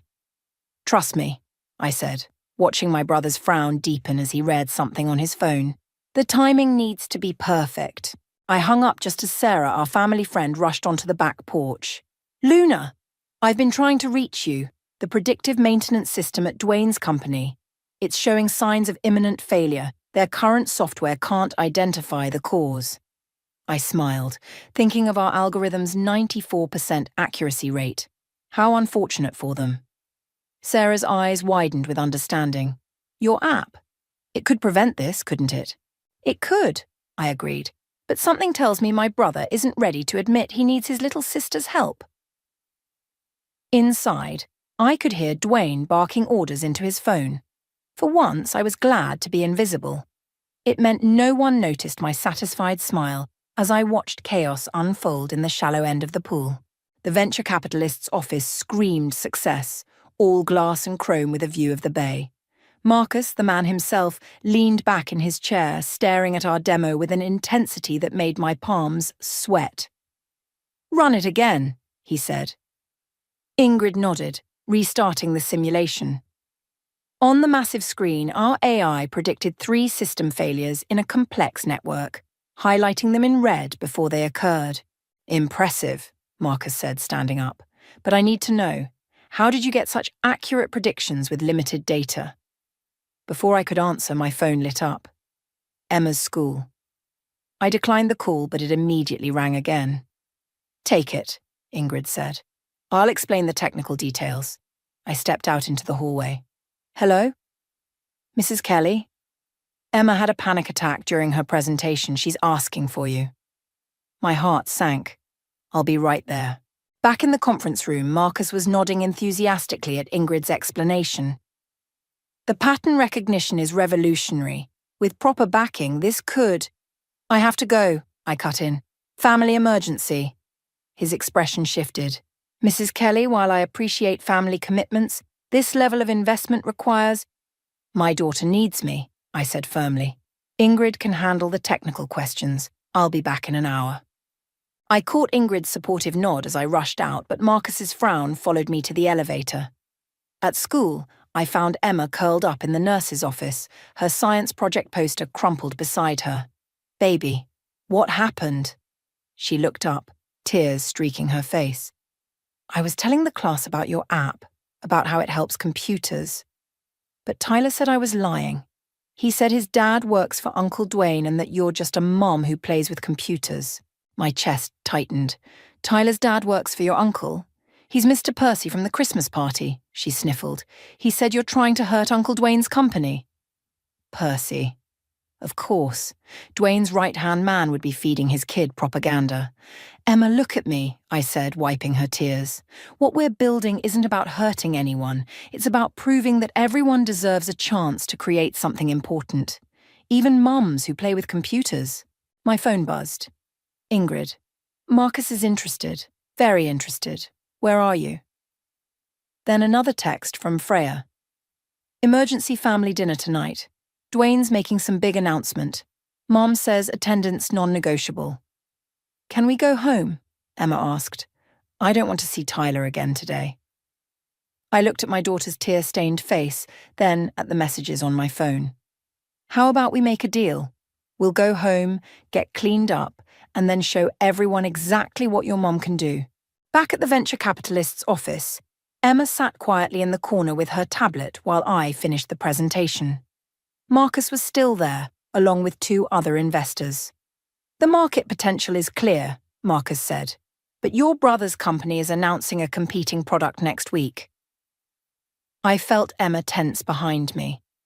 "No, they're not," I said confidently. "They're announcing a merger. One that depends on their current systems working perfectly for the next month." Marcus raised an eyebrow. "And you know this how?" "Because I know my brother, and I know his systems better than he thinks I do." "Mom," Emma called out, "Uncle Dwayne's company is trending on Twitter." We all turned to look at her tablet. The headlines were brutal. "Major system failure at tech giant. Customers report widespread outages." My phone exploded with notifications. "Freya, you need to get to Mom's now. Dwayne is losing it." "If you'll excuse me," I said to Marcus. "I believe my family needs me." He stood up, extending his hand. "We'll have the paperwork ready tomorrow. 5 million in initial funding." Emma's eyes went wide. "Mom, that's—" "Just the beginning," I finished, shaking Marcus's hand. The drive to my mother's house was tense. Emma kept refreshing Twitter, reading out updates about Dwayne's company's meltdown. We walked into chaos. Dwayne was pacing the living room, shouting into his phone. Percy was there too, looking pale. "This is sabotage," Dwayne was saying. "Find out who's responsible." My mother rushed to hug Emma. "Luna, where have you been? Your brother needs family support right now." "Actually," I said, loud enough to cut through the noise, What he needs is a better predictive maintenance system. The room fell silent. Percy's eyes narrowed. Like the one you've been developing? Exactly like that, I replied, pulling out my tablet. The same one that predicted this failure 3 days ago. Dwayne's face went from red to purple. You knew? You knew this would happen and you didn't say anything? Like you said, brother, some people need to stay in the shallow end of the pool. I met his gaze. But sometimes, the shallow end is where you find the cracks in the foundation. Emma stepped forward, her voice small but clear. Mom's app could fix everything, Uncle Dwayne, if you'd just listen to her. The room held its breath as Dwayne looked from his niece to me, his company crumbling around him, his perfect image shattering like the systems he'd failed to protect. How much? He finally asked. I smiled, thinking of Marcus's offer. Oh, brother, we're way past that now. Tech's newest rising star, the stay-at-home mom taking Silicon Valley by storm. The headline glared from my laptop screen as Ingrid paced our new office, fielding calls from reporters. No, she's not available for comment right now, she said for the 100th time. Yes, we'll be at the tech conference next week. No, we're not discussing the rumors about TechVance's system failures. I closed the laptop, my head spinning. In just 3 days, our app had gone from secret project to viral sensation. Marcus's investment had made headlines, and our waiting list for beta testing was growing by the hour. Mom! Lily burst into the office, waving her phone. You're trending on TikTok! Some girl made a video about you showing up her dad who said women can't code. Wonderful, I muttered, just as my mother's number flashed on my screen. I let it go to voicemail. Luna, Ingrid said, covering her phone's microphone. Percy's here. He's demanding to see you. Send him in. I straightened my jacket, grateful I'd chosen to wear my power suit today. Percy stormed in, his usual polished appearance slightly frayed. This has gone far enough, Luna. You need to stop this media circus before it destroys your brother's company. Funny, I said, keeping my voice level. I don't remember Dwayne worrying about destroying other companies when he was buying them out. This is different. This is family. Yes, it is. I stood up, and family should have recognized my potential instead of dismissing it. Mom, Lily tugged at my sleeve. Uncle Dwayne's on TV again. We all turned to the mounted screen where Dwayne was giving an emergency press conference. He looked tired, his usual confidence cracking around the edges. While we acknowledge the recent technical difficulties, TechVance remains committed to providing the highest quality service to our clients. He's drowning, Percy said quietly. Your little revenge project is working. Happy now? Before I could respond, Sarah burst into the office. Luna, you need to see this. Someone leaked internal emails from TechVance. They knew about the system vulnerabilities months ago but covered them up. My blood ran cold. What? It's all over Twitter. The timestamps, the warning signs, everything. Sarah pulled up the feeds on her tablet. They ignored multiple red flags because fixing the issues would have delayed the merger. Percy's face went ash white. Those emails were confidential. They were negligent, I corrected. And now everyone knows it. My phone buzzed again. Freya, turn on channel 7 now. The news anchor's voice filled the room. Breaking news about TechVance's corporate practices. Sources claim the company's leadership, including CEO Dwayne Kelly, deliberately ignored warnings about system vulnerabilities. In related news, former employee Luna Kelly's new predictive maintenance app has been hailed as a potential solution to prevent such catastrophic failures. Mum, Lily whispered. You're famous. Percy stepped closer, his voice low. Call off the dogs, Luna. Work with us. We can make this beneficial for everyone. Like Dwayne made things beneficial for me. I gestured to the screen where his press conference was imploding. By treating me like a hobby coder playing house? You've made your point, he pleaded. But this isn't just about Dwayne anymore. Thousands of jobs are at stake. My phone lit up with another call, this time from Marcus. The tech conference wants you to give the keynote speech, he said when I answered. They're bumping Dwayne from the slot. I looked at Percy's desperate face, at my daughter's proud expression, at Ingrid's questioning glance. Tell them I'll do it, I said to Marcus. But I have one condition. After hanging up, I turned to Percy. Tell my brother I want a meeting, tonight, just the two of us. And if he refuses, then I'll tell my story at the keynote. All of it, including how TechVance's CEO treated his own sister's technological innovations. Percy left quickly, already dialing Dwayne's number. Ingrid waited until the door closed before speaking. Are you sure about this? We have them on the ropes. We could... Could what? I interrupted. Destroy my brother's company? Watch him crash and burn?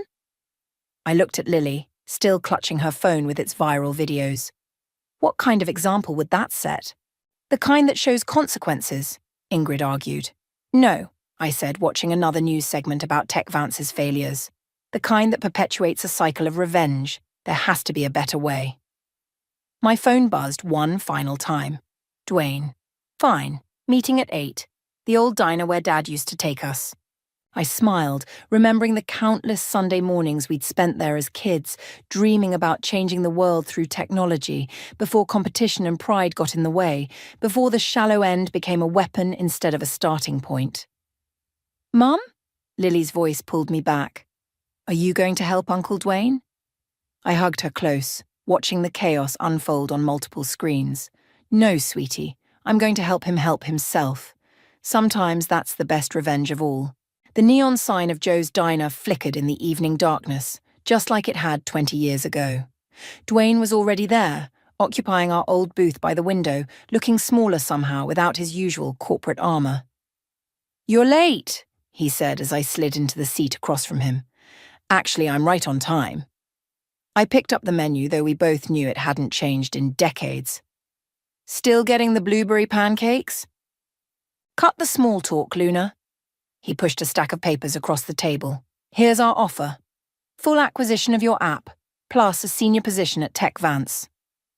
I didn't even glance at the papers. No. It's a generous offer. More than generous, considering... Considering what? I set down the menu. Considering I'm just playing house? Or considering your company is hemorrhaging clients while mine is trending on social media? The waitress appeared, coffee pot in hand. Well, if it isn't the Kelly kids, your usual orders. Yes, we said simultaneously, then glared at each other. After she left, Dwayne leaned forward. What do you want, Luna? Revenge? Public humiliation? Because you're getting both. I want what I've always wanted, recognition, respect, a seat at the table that isn't in the kids' section. You walked away from the table, he snapped. You chose to be a mother instead of... Instead of what? A real professional? Newsflash, Dwayne. I never stopped being an engineer. I just added mom to my skill set.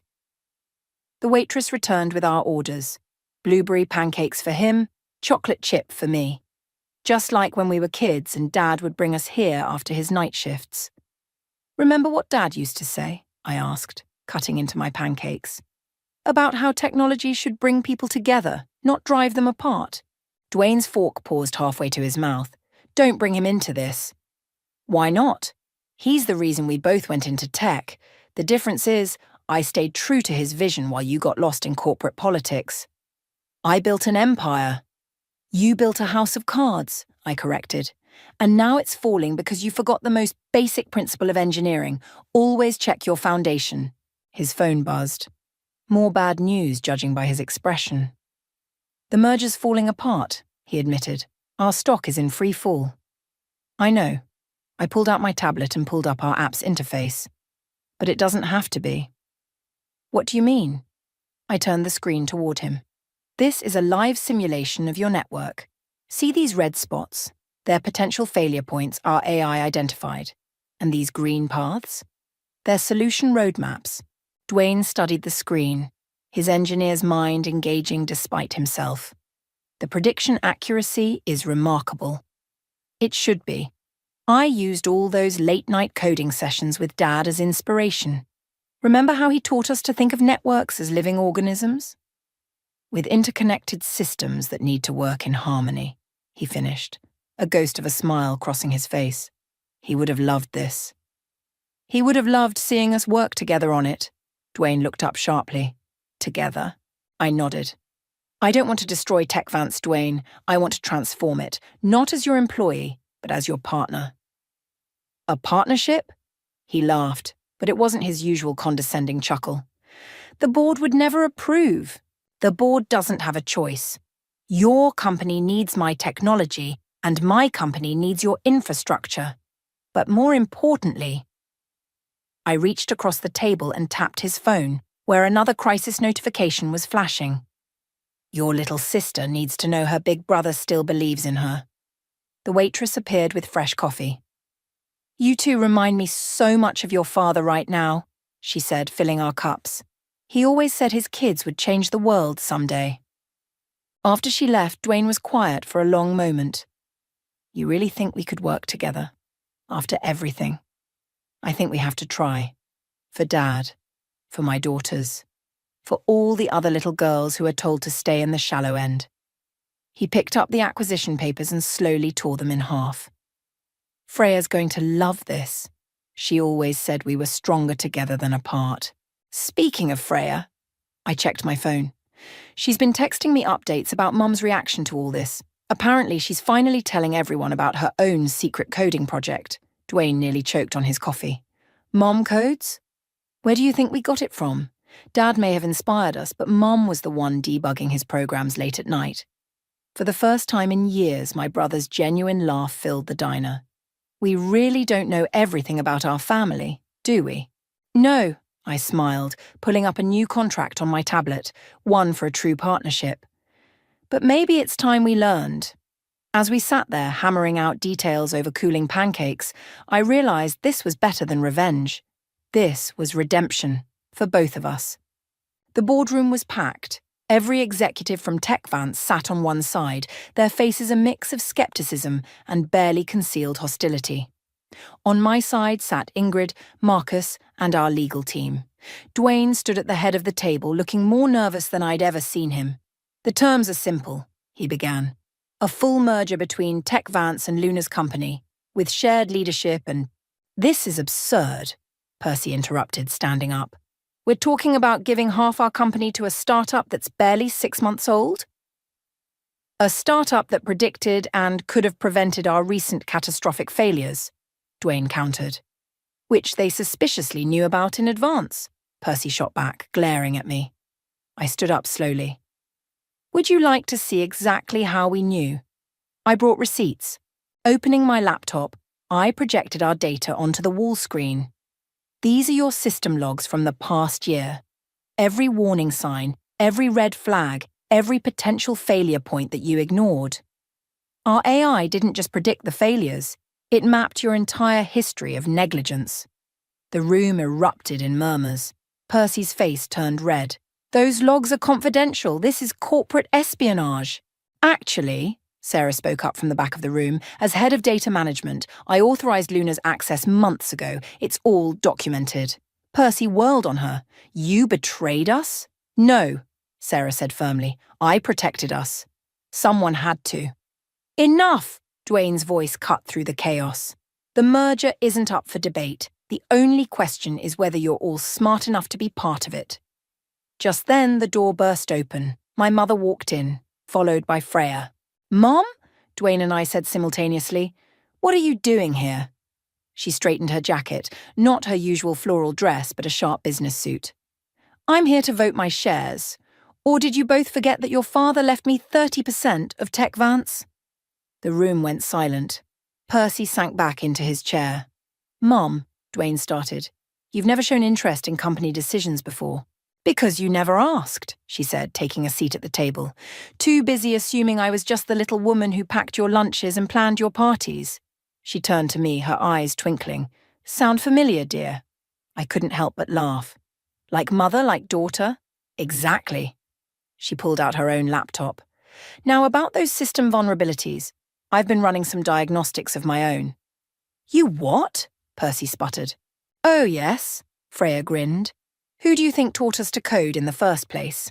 Dad may have been the face of the family's tech adventures, but Mom was the real genius behind the scenes. My mother projected her own analysis, which perfectly matched our AI's predictions. The merger isn't just a good idea, it's essential for survival. Luna's innovation combined with TechVance's infrastructure could revolutionize the industry. And if we refuse, Percy challenged, then I'll vote my shares in favor of new management, she said simply. Starting with you, Percy. The room erupted again, but this time with different energy. Board members who had been glaring at me were now nodding thoughtfully, looking between their screens and my mother's presentation. I move to vote, Sarah called out. Seconded, came another voice. As the votes were tallied, I felt Ingrid squeeze my hand under the table. We did it, she whispered. The final count was overwhelming. 89% in favor of the merger. Percy stormed out, slamming the door behind him. Well, Dwayne said, looking slightly shell-shocked, I guess we're really doing this. Yes, we are, I agreed, standing up to shake his hand. Partners. Partners, he echoed, then pulled me into an unexpected hug. I'm sorry, Luna, for everything. Save it for the press conference, I whispered back. We've got a better story to tell now.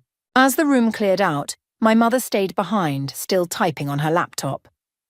The system integration should be relatively straightforward, she said casually. I've already drafted a framework. Mom, I said, sitting beside her.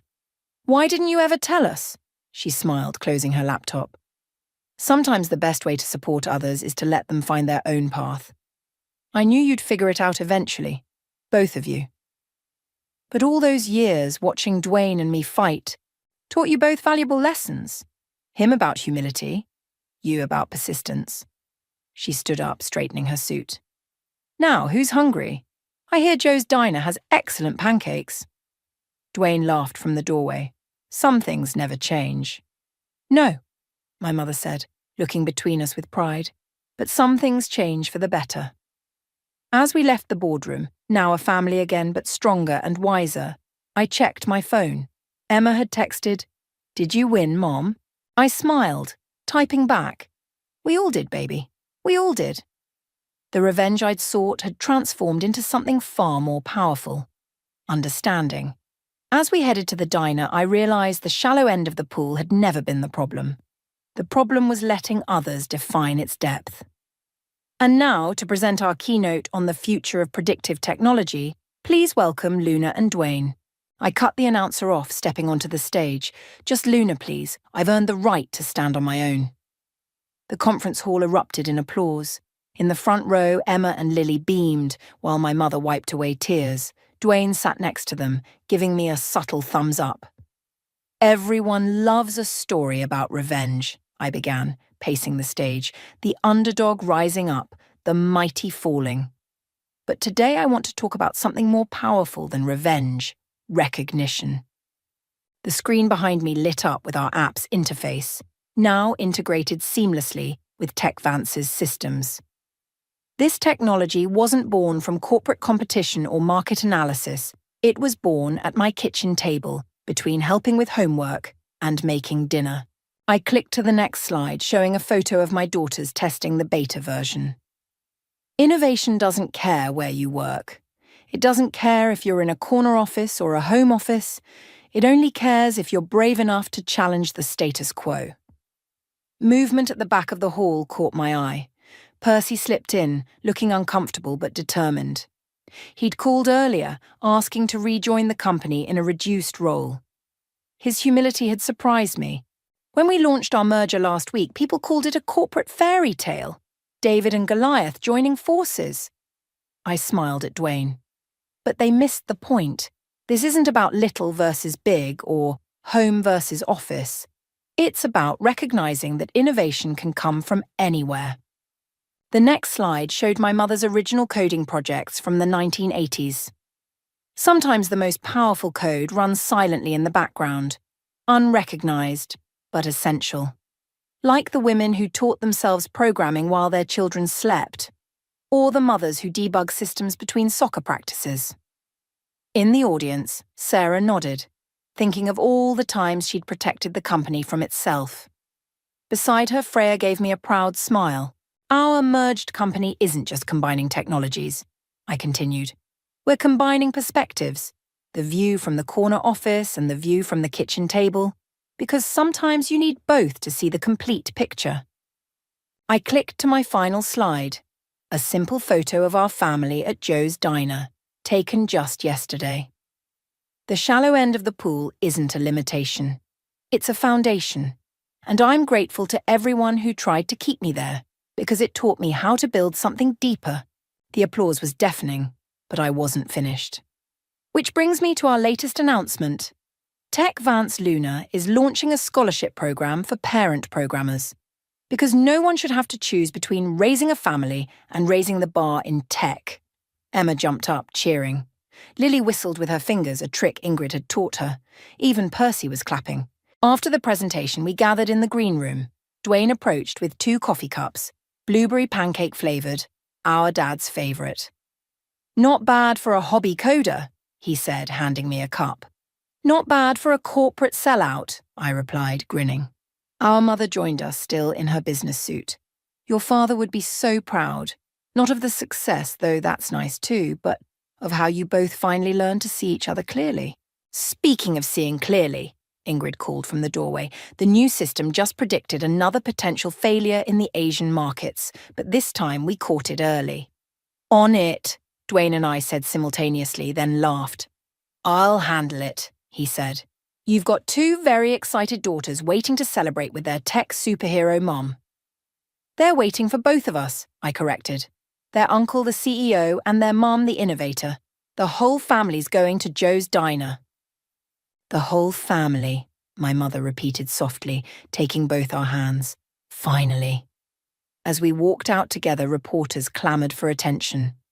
"Luna, how does it feel to go from stay-at-home mum to tech pioneer?"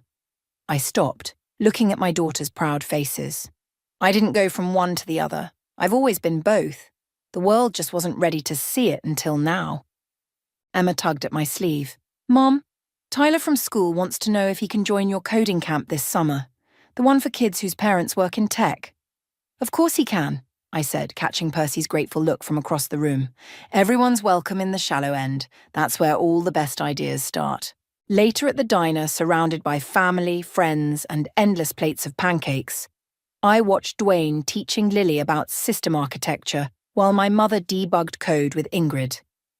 Emma sat between them, soaking it all in, her future unlimited by anyone's expectations.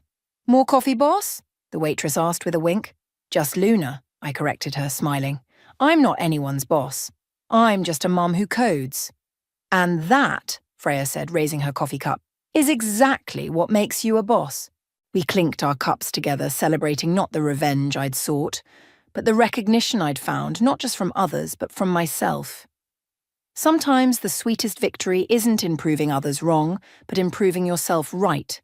The day I lost everything started like any other Tuesday at Bradley's bakery.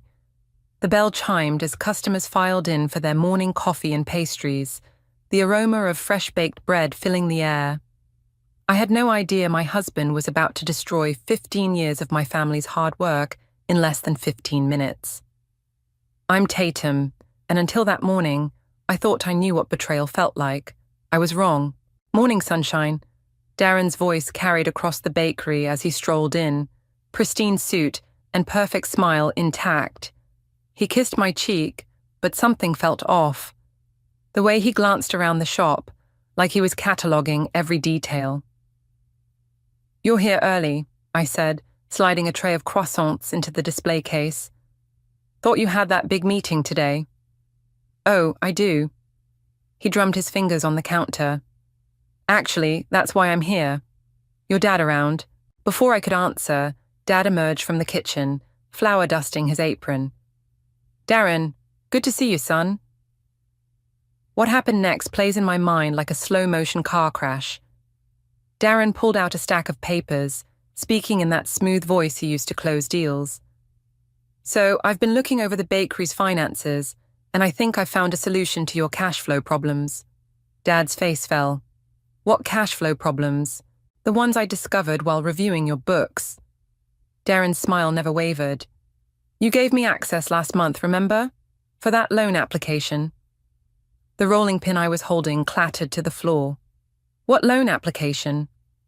"Honey, this is business talk," Darren said, not even looking at me. "Your father and I have been discussing options." "Like hell you have." I stepped between them, but Dad grabbed my arm. Tatum, wait. Maybe we should hear him out. The next 10 minutes were a blur of legal jargon and thinly veiled threats. Darren had somehow convinced my father that we were on the brink of bankruptcy, which was news to me, considering I handled most of our accounting. He presented a rescue package that would save the bakery, requiring only that we sign over controlling interest to his company, Artemis Eateries. This is insane, I said, scanning the documents. Dad, we're not in financial trouble. He's lying. Actually, Darren pulled out another paper. You are. The health department found several violations last week. Major ones. They're threatening to shut you down. My blood ran cold. We passed inspection 3 weeks ago. Funny how things change. His eyes met mine, and for the first time, I saw the real Darren, calculating, cold, victorious. You did this, I whispered. You set us up. I'm trying to help, he said loudly, for Dad's benefit. Without this deal, you'll lose everything. With it, you keep working here. Same as always, just under better management. Dad's hand shook as he reached for the pen. We don't have a choice, do we? Dad, no, I grabbed his arm. He's stealing our bakery. I'm saving it, Darren corrected. Sign here, please. I watched in horror as my father signed away our legacy. The bakery my grandparents had opened in 1962, where I'd learned to bake my first cookie, where Mum had worked until the day she died, gone with a few strokes of a pen. Darren gathered the papers, tucking them into his briefcase. I'll have my team here this afternoon to begin the transition. Don't worry, you'll both still have jobs. For now. The bell chimed again as he left, leaving behind the scent of his expensive cologne and the ruins of my life. Dad slumped against the counter, looking older than I'd ever seen him. What have I done? He whispered. I couldn't answer. I was already pulling out my phone, calling Avery, my best friend, and the only lawyer I knew. He can't do this, I said when she picked up. There has to be a way to fight it. I'll be there in 20 minutes, she promised. Don't sign anything else. But it was too late. By the time Avery arrived, Darren's legal team had already taken control. Within a week, Dad was retired, with a pittance of a severance package, and I was informed my services were no longer required. The final twist of the knife came that night when I returned home to find Darren packing his bags. You understand, right? He didn't even look guilty. It's just business, nothing personal. I stood in our bedroom doorway watching him fold his designer shirts. How long have you been planning this? Does it matter? He zipped his suitcase. You were never going to be enough, Tatum. The bakery was just the beginning. I'm building an empire. He brushed past me, then paused. Oh, and I'll have my lawyer contact you about the divorce. Try not to make it messy. The front door clicked shut, and I sank to the floor, my world imploding around me. But somewhere in the midst of my tears, something else began to burn. Determination. Darren thought he'd broken me, but he'd just lit a fire. I pulled out my phone again, this time calling Valeria, the restaurateur who'd been trying to hire me for months. Still interested in teaching me the business? I asked when she answered. Always, she said. Why? I smiled through my tears. Because I'm going to need to know everything about running restaurants. Every single thing. You're holding the knife wrong, Valeria said, adjusting my grip for the 100th time. A chef's knife is an extension of your arm, not a weapon. 6 months had passed since I'd lost the bakery, and here I was, starting from scratch in Valeria's upscale Manhattan restaurant. The irony wasn't lost on me. I'd gone from master baker to kitchen novice overnight. Sorry, I muttered, repositioning my fingers. Old habits. Speaking of old habits, Valeria leaned against the prep station. Your ex-husband's new acquisition is making waves. Did you see the article in the Times? My knife slipped, nearly taking off a fingertip. No, I've been avoiding the news. Smart girl, but you should know he's expanding, buying up small restaurants, turning them into chain concepts. People are calling him the fast casual king of New York. I focused on dicing onions, letting their sting excuse the tears in my eyes. Good for him? No, Valeria grabbed my wrist, forcing me to look at her. Not good for him. Good for you. Every empire has weak spots, Tatum. You just need to learn where to look. A commotion from the dining room interrupted us. Chef! One of the servers burst into the kitchen. Levi Hoffman is here again. Valeria cursed under her breath. Third time this week. He's trying to poach my staff. Levi Hoffman, I asked. Rising star in the restaurant world. Aggressive expansion, but quality-focused. Unlike your ex. She straightened her chef's coat. Stay here. Learn something. But I followed her anyway, curious about this rival restaurateur. Through the kitchen door, I watched Valeria approach a tall man in an impeccable suit who was chatting with one of her line cooks. Levi, Valeria's voice could have frozen hell. This is getting old. He turned, flashing a disarming smile. Valeria, just having a friendly chat with your talented staff. My staff isn't interested in your offers. Actually, the line cook interrupted, I was considering... Marcus, Valeria's tone left no room for argument. Back to work. As Marcus skulked away, Levi's eyes landed on me. New face? Off limits, Valeria snapped. I don't know, I stepped forward, ignoring Valeria's warning look. I might be interested in hearing an offer. Levi's eyebrows shot up. Really? And you are? Tatum, former owner of Bradley's Bakery. Recognition flickered across his face. Ah, Darren's ex. Heard about that mess. He studied me more carefully. Interesting career change. Necessary one, I corrected. Your turn. Why are you really here? He glanced at Valeria, then back to me. Coffee, there's a place around the corner. 20 minutes later, I sat across from Levi in a quiet cafe, watching him doctor his espresso with precise amounts of sugar and cream. So, he said, you're learning the restaurant business to get back at Darren. I didn't say that. You didn't have to. He leaned back. Look, I respect revenge as much as the next person, but you're going about it wrong. I'm not. Save it. He pulled out his phone, showing me a spreadsheet. Darren's expanding too fast, taking on too much debt. His concepts are flashy, but shallow. In 18 months, maybe 24, it'll all start falling apart. I stared at the numbers. How do you know this? Because I've been watching him, waiting. Levi's smile turned predatory. And now I'm wondering if you'd like to help speed up the process. Why would you want my help? Because you know his weaknesses, and because watching him lose everything to his ex-wife would be... He sipped his coffee. Poetic. Before I could respond, my phone buzzed. A text from Avery. Turn on the news now. Levi noticed my expression change. Problem? I pulled up a news site, and there it was. Artemis Eateries announces IPO plans. Darren Holmes set to take company public.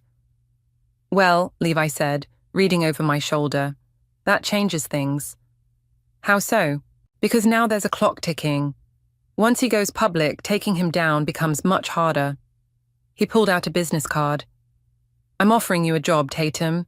Real responsibility, real learning opportunity, but you need to decide fast. I thought about Valeria, who'd given me a chance when I needed it most. I can't just... Yes, you can. He stood up. Call me by tomorrow if you want in. Oh, and Tatum. He paused at the door. The knife skills will come. Focus on learning the business side. That's where wars are really won. I sat there long after he left, turning his card over in my hands. Finally, I called Valeria. He offered you a job, didn't he? She said before I could speak. Yes. She sighed. Take it. Levi's an ass, but he's brilliant at business, and that's what you need right now. You're not mad? Mad? Honey, I'm proud. You're finally thinking like a shark instead of a minnow. She paused. Just promise me one thing? What's that? When you take Darren down, make it spectacular. Some of us will want front row seats. I smiled, already dialing Levi's number. That's a promise I intend to keep. You're not going to believe this. Avery burst into my office at Levi's restaurant group, waving her tablet. Artemis Eateries is in trouble. I looked up from the financial reports I'd been studying for the past year. What kind of trouble? The delicious kind. She perched on my desk, pulling up an article. Their IPO filing revealed some interesting numbers. Their growth isn't what Darren's been claiming. 3 of their newest locations are hemorrhaging money. Show me. I grabbed the tablet, scanning the figures. After 18 months working under Levi, I could read between the lines of financial statements. What I saw made me smile. Their debt-to-equity ratio is insane, I muttered. He's been borrowing against future earnings that don't exist. Exactly. Avery grinned. The stock price is tanking before they even go public. Investors are pulling out. My phone buzzed, Levi calling. Did you see? I asked when I picked up. Get to my office, now. 10 minutes later, I sat across from Levi, watching him pace. This is our moment, he said. Darren's vulnerable. His investors are spooked. He needs a white knight. And you want to be that knight? He stopped pacing. No, I want you to be. I blinked. What? Think about it. You've learned every aspect of this business. You've turned around 3 failing restaurants in the past year. Your name carries weight now. But I don't have that kind of capital. No, he sat down, sliding a folder across his desk. But I do, and I'm willing to back you. I opened the folder to find acquisition papers. You want me to buy Artemis Eateries? I want us to buy it together. You'll be the face of the deal. I'll be the silent partner. You get controlling interest. I get a healthy return on investment. He leaned forward. Plus, I get to watch Darren Holmes sell his company to his ex-wife. That's worth the price of admission alone. My hands shook as I read the terms. This is real?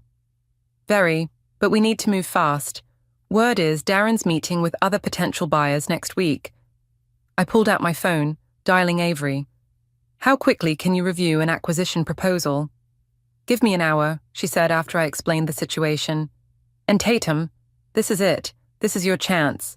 The next few days passed in a blur of meetings, paperwork, and sleepless nights. Levi's team worked around the clock, preparing our offer.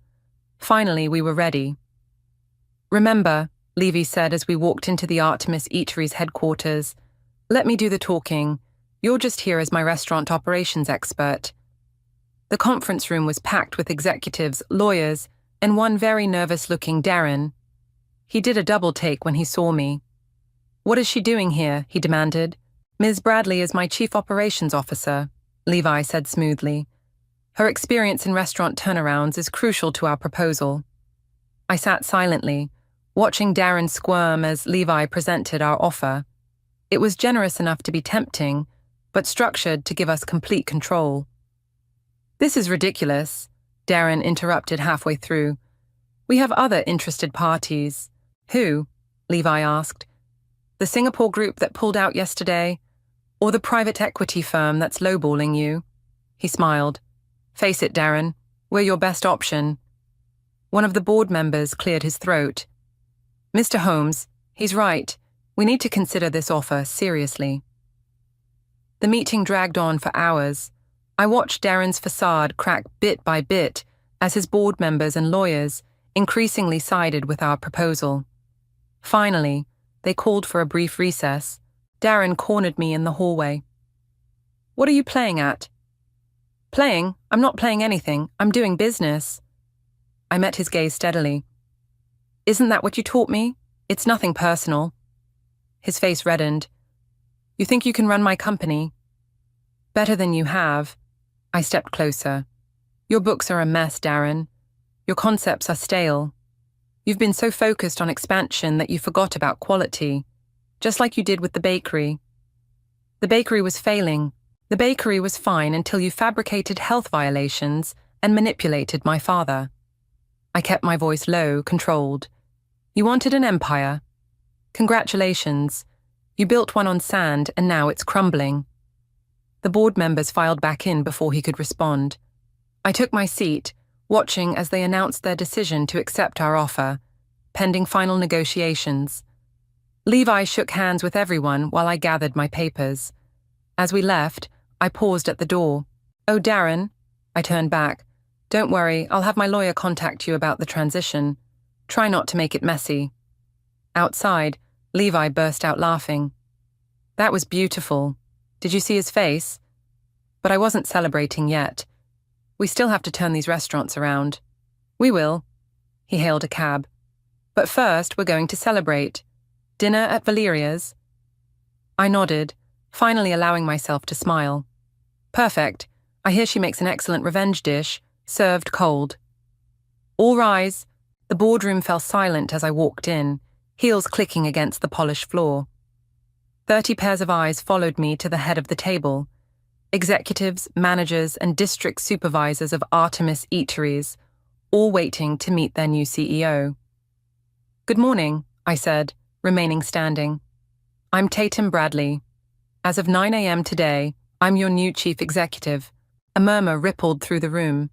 I spotted Darren at the far end, arms crossed, jaw clenched. He was required to stay on as a consultant during the transition, a detail I'd specifically requested in the contract. Let's address the elephant in the room, I continued. Yes, I'm Darren's ex-wife. No, this isn't about revenge. I paused. This is about survival. Your jobs, this company's future, depend on what happens in the next 6 months. I clicked through my presentation, displaying graphs of plummeting profits and rising costs. These numbers tell a story. It's not a happy one.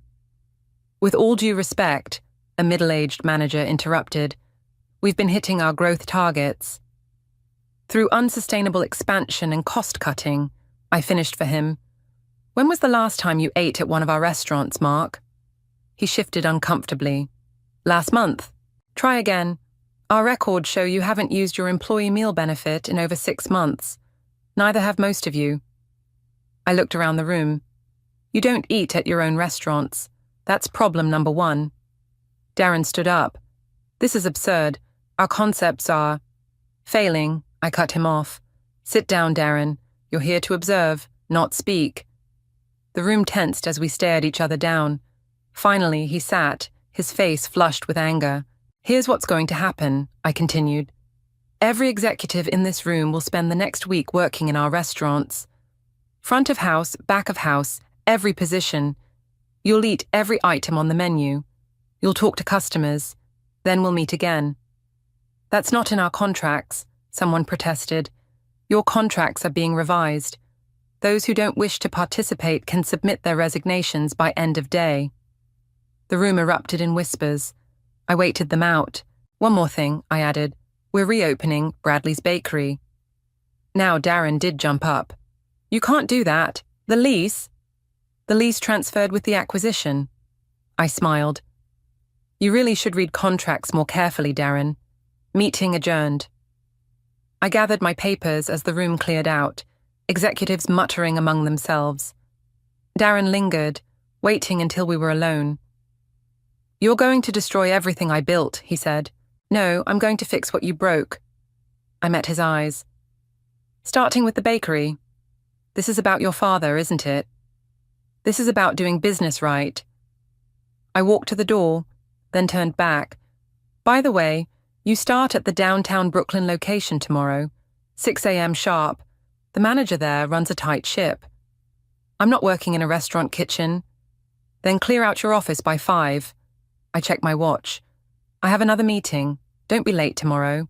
In the elevator, my hands finally started shaking. Avery was waiting in my new office. How'd it go? She asked. About as expected. I collapsed into my chair. Half of them will probably quit. Good. Fresh blood is exactly what you need. She handed me a coffee. Your father called, by the way. He saw the news about the bakery. My stomach tightened. What did he say? He wants to meet. Says he has some ideas about the reopening. Tears pricked at my eyes. Dad hadn't baked since the day we lost the bakery. Tell him yes, whenever he wants. My phone buzzed. Levi texting, watching the stock price climb. Well done, partner. Another buzz. Valeria. Dinner tonight. We need to celebrate properly. A knock at the door interrupted my replies. Jennifer, Darren's sister, stood there looking uncertain. Can we talk? She asked. I gestured to a chair. Of course, Avery excused herself as Jennifer sat down.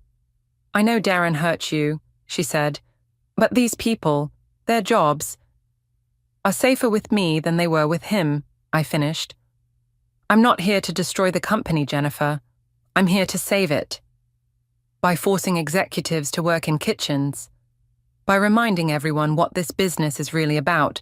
Food, service, people. I leaned forward. Stay. Help me fix this. You've always seen the problems your brother couldn't. She studied me for a long moment. The bakery. Will you really reopen it? Come see for yourself. I stood up. I'm heading there now to check on renovations. Jennifer hesitated, then nodded. Okay, show me. As we rode to Brooklyn, I thought about all the pieces falling into place. The bakery would rise again, but this time as the heart of something bigger, something better. Darren had taught me about empire building, but he'd forgotten the most important lesson. Empires built on greed collapse. Empires built on quality endure. Tomorrow, Darren would learn that lesson the hard way, starting with a 6 a.m. shift in his own failing restaurant. Is this live? I asked, staring at my phone screen where a viral video was playing. It showed Darren, still in his expensive suit, having a meltdown in one of our restaurant kitchens. Oh, it's live, Avery confirmed, barely containing her glee. And trending. Our restaurant Karen is currently number 3 on Twitter. In the video, Darren was red-faced, jabbing his finger at a teenage line cook. Do you know who I am? I built this company. Sir, the cook replied calmly, the dishes still need to be washed. Company policy says everyone helps during rush hour. I'm not touching those dishes. Get a dishwasher. We're short-staffed because corporate cut our labor budget last month. Your policy, sir. I watched as Darren stormed out, knocking over a stack of clean plates in the process. The video ended with the line cook looking directly at the camera and deadpanning. Thanks, corporate. 3 million views and counting, Avery said. The comments are brutal. My phone rang. Jennifer. Have you seen? I'm watching it now, I said. He's completely lost it. He's at my apartment ranting about how you set him up. I didn't set up anything. He did this to himself. I paused. Is he drinking? Yeah. And he's talking about going to the press, exposing some truth about you. I smiled. Perfect. Let him. Perfect. Tatum, what are you planning? Just make sure he stays angry, and keep recording if he says anything interesting. After hanging up, I turned to Avery. Time for phase 2? She nodded, pulling out a folder. The audit results came back. You're going to love this. 2 hours later, I sat in my office with a reporter from the Wall Street Journal.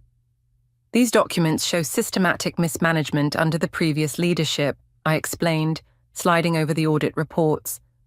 Cost-cutting that compromised food safety, labor law violations, even evidence of supplier kickbacks. The reporter's eyes widened as she read. This is comprehensive. We're implementing immediate changes, I continued, starting with restoring proper staffing levels and quality standards. The previous management's focus on rapid expansion led to these issues. Speaking of previous management, she looked up. Your ex-husband's video is causing quite a stir. Yes, it's unfortunate, but it illustrates exactly why we're making these changes. Every executive is required to work in our restaurants now. Some are adapting better than others. And the bakery reopening, that's your family's original business, correct? It is. We're returning to our roots, quality food, fair treatment of workers, sustainable growth. I smiled. Would you like to see it? The renovation is almost complete. The bakery was buzzing with activity when we arrived. Dad was there, supervising the installation of new ovens. This is where it all started, he told the reporter, pride evident in his voice. And where it's starting again, thanks to my daughter. The reporter scribbled notes as Dad showed her around, explaining our vision for combining traditional baking with modern restaurant concepts. I stepped outside to take a call from Levi. Your ex is on CNBC right now, he said, making a complete fool of himself. I pulled up the live stream. Darren was sweating under the studio lights, his tie askew. She's destroying everything, he was saying. She's turned my own sister against me. She's spreading lies. Mr. Holmes, the anchor interrupted, your former company's stock has risen 15% since Ms. Bradley took over. The market seems to approve of her changes. The market doesn't understand. He stopped, seeming to realize how he sounded. This is a personal vendetta. Is that why you're here instead of working your scheduled shift at your former restaurant? The anchor's tone was devastating. We have reports you walked out mid-service, leaving your staff short-handed. I ended the stream, turning back to the bakery. Through the window, I could see Dad teaching the reporter how to properly shape a croissant, his hands moving with the confidence I remembered from childhood. My phone buzzed with a text from Jennifer.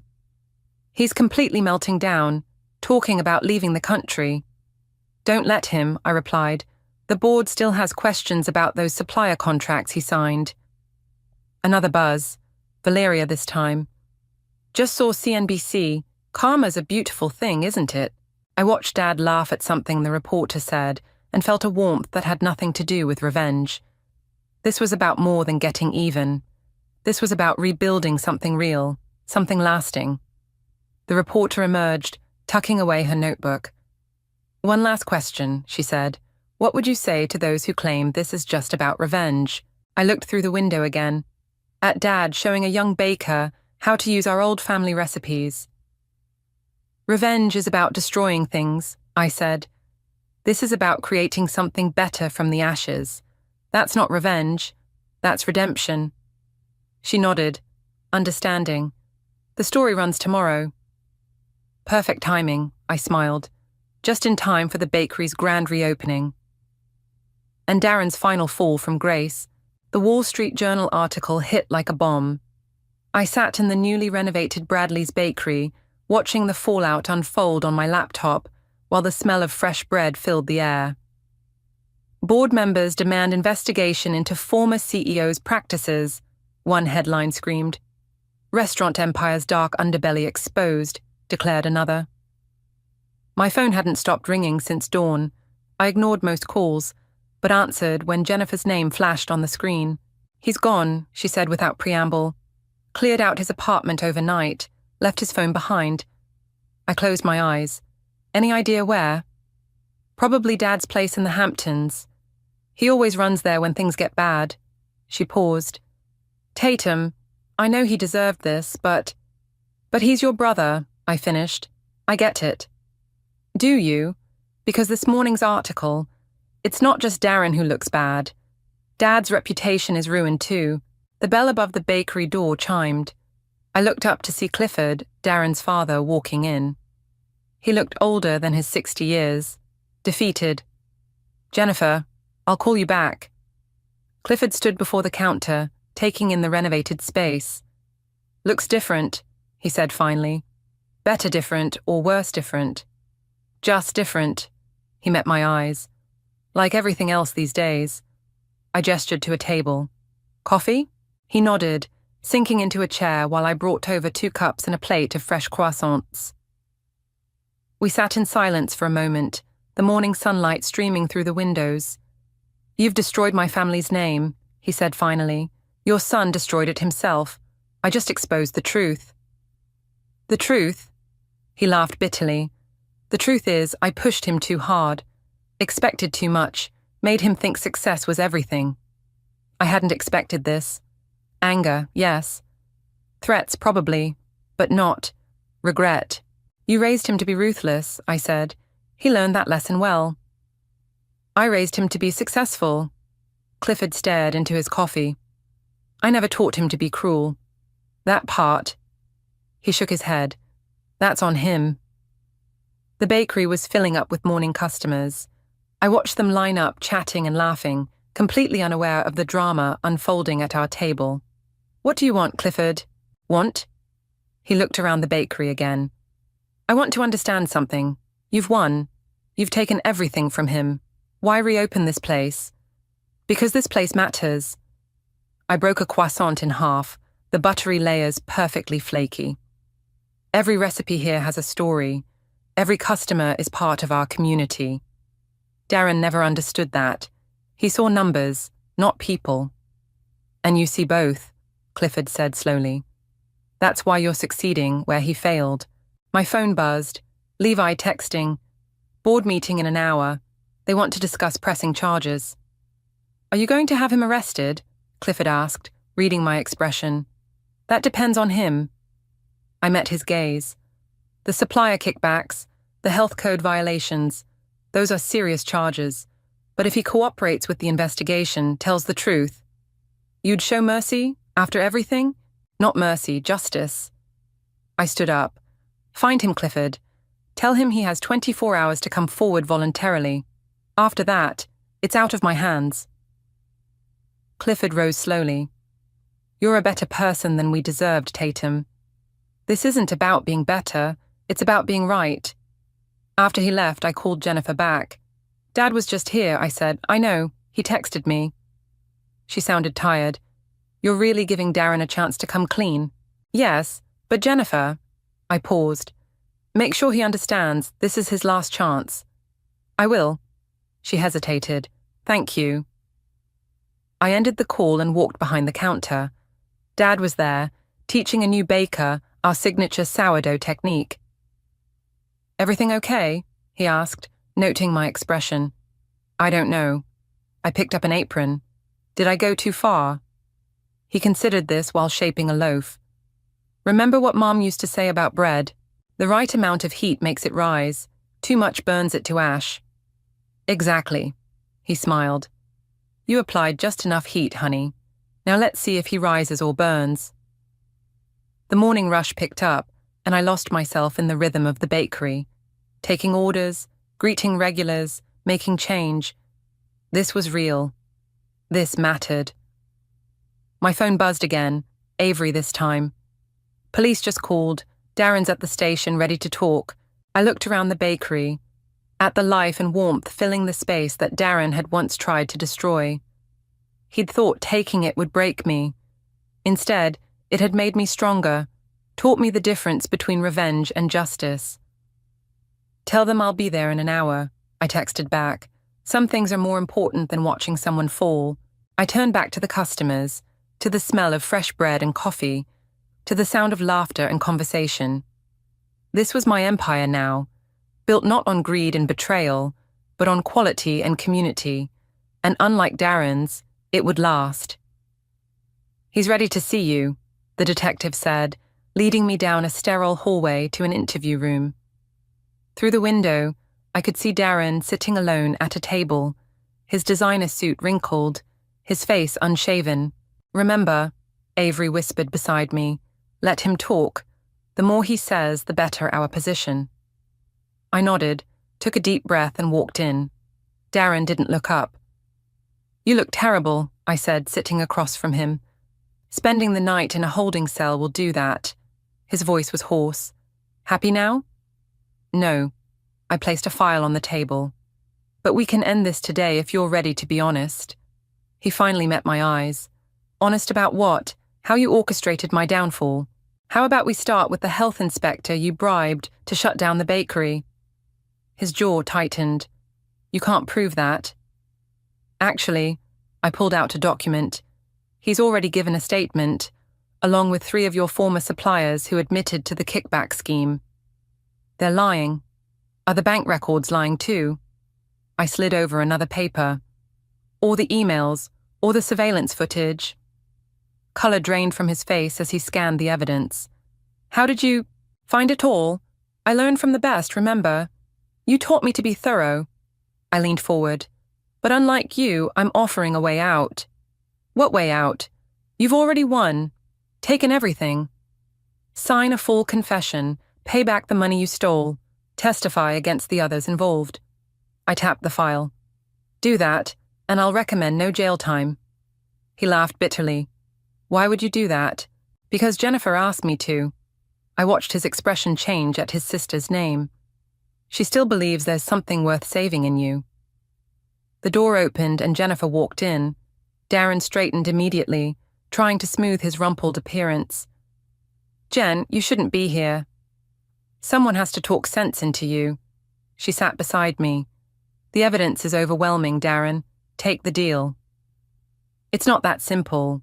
"Yes, it is." Jennifer's voice cracked. "For once in your life, do the right thing." Silence filled the room. I could almost see the wheels turning in Darren's head, calculating angles, looking for escape routes. "Dad's reputation," he said finally. "This will destroy him." "Dad destroyed himself," Jennifer replied. "Just like you did, but he's ready to face it. Are you?" Darren slumped in his chair, the fight draining out of him. "I never meant for it to go this far." "Tell me something," I said. "The bakery, why? You already had success. Why did you need to take it?" He was quiet for a long moment. "Because you loved it more than me." The simple honesty of his answer hit me like a physical blow. "You were building this empire," he continued, "and the bakery was just this small, comfortable thing. I thought if I took it, made it part of something bigger." He shook his head. "I wanted you to see what I could create. Instead, you destroyed everything we had." "I know." He reached for the confession papers. "What happens after I sign?" "You step down from all remaining positions, pay restitution, give a full statement to the authorities." I slid him a pen. "And then you get help, Darren. Real help. And the company? We'll continue without you. We're already turning things around." He picked up the pen, then paused. "The old recipes, Mom's cinnamon rolls, the sourdough method. You're still using those?" "Of course. Some things shouldn't change." He signed the papers, his hand shaking slightly. Jennifer reached across and squeezed his arm. "I'll have someone drive you home," I said, gathering the documents. "Get some rest. Your lawyer will contact you about next steps."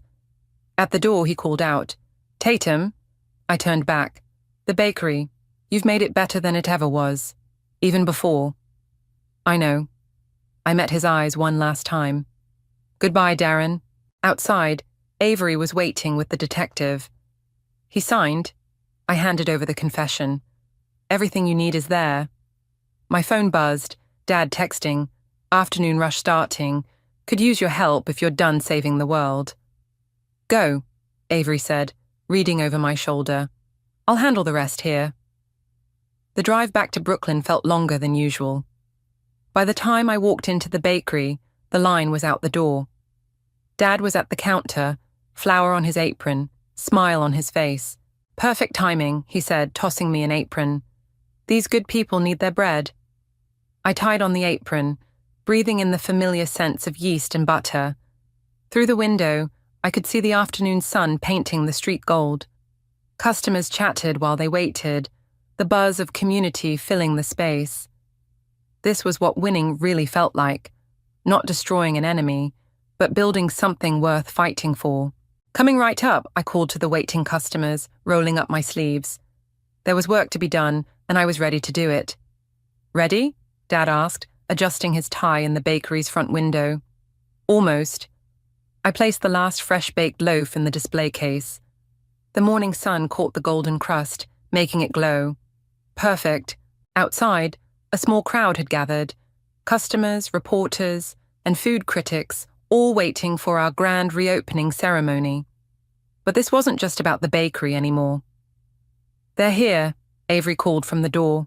Levi and Valeria walked in, followed by Jennifer. "No Darren?" I asked her quietly. She shook her head.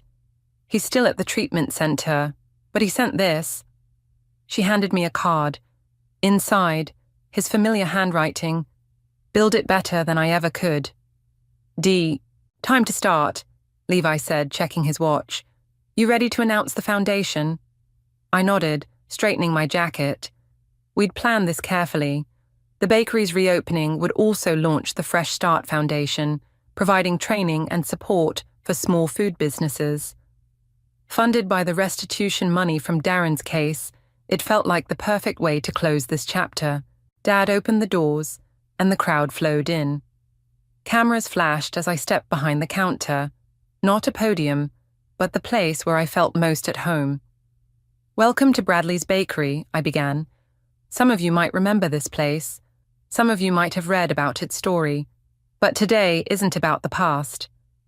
I gestured to the walls, where photos hung showing the bakery's history, from my grandparents' opening day to my parents' wedding, to me as a child covered in flour. This place taught me something important.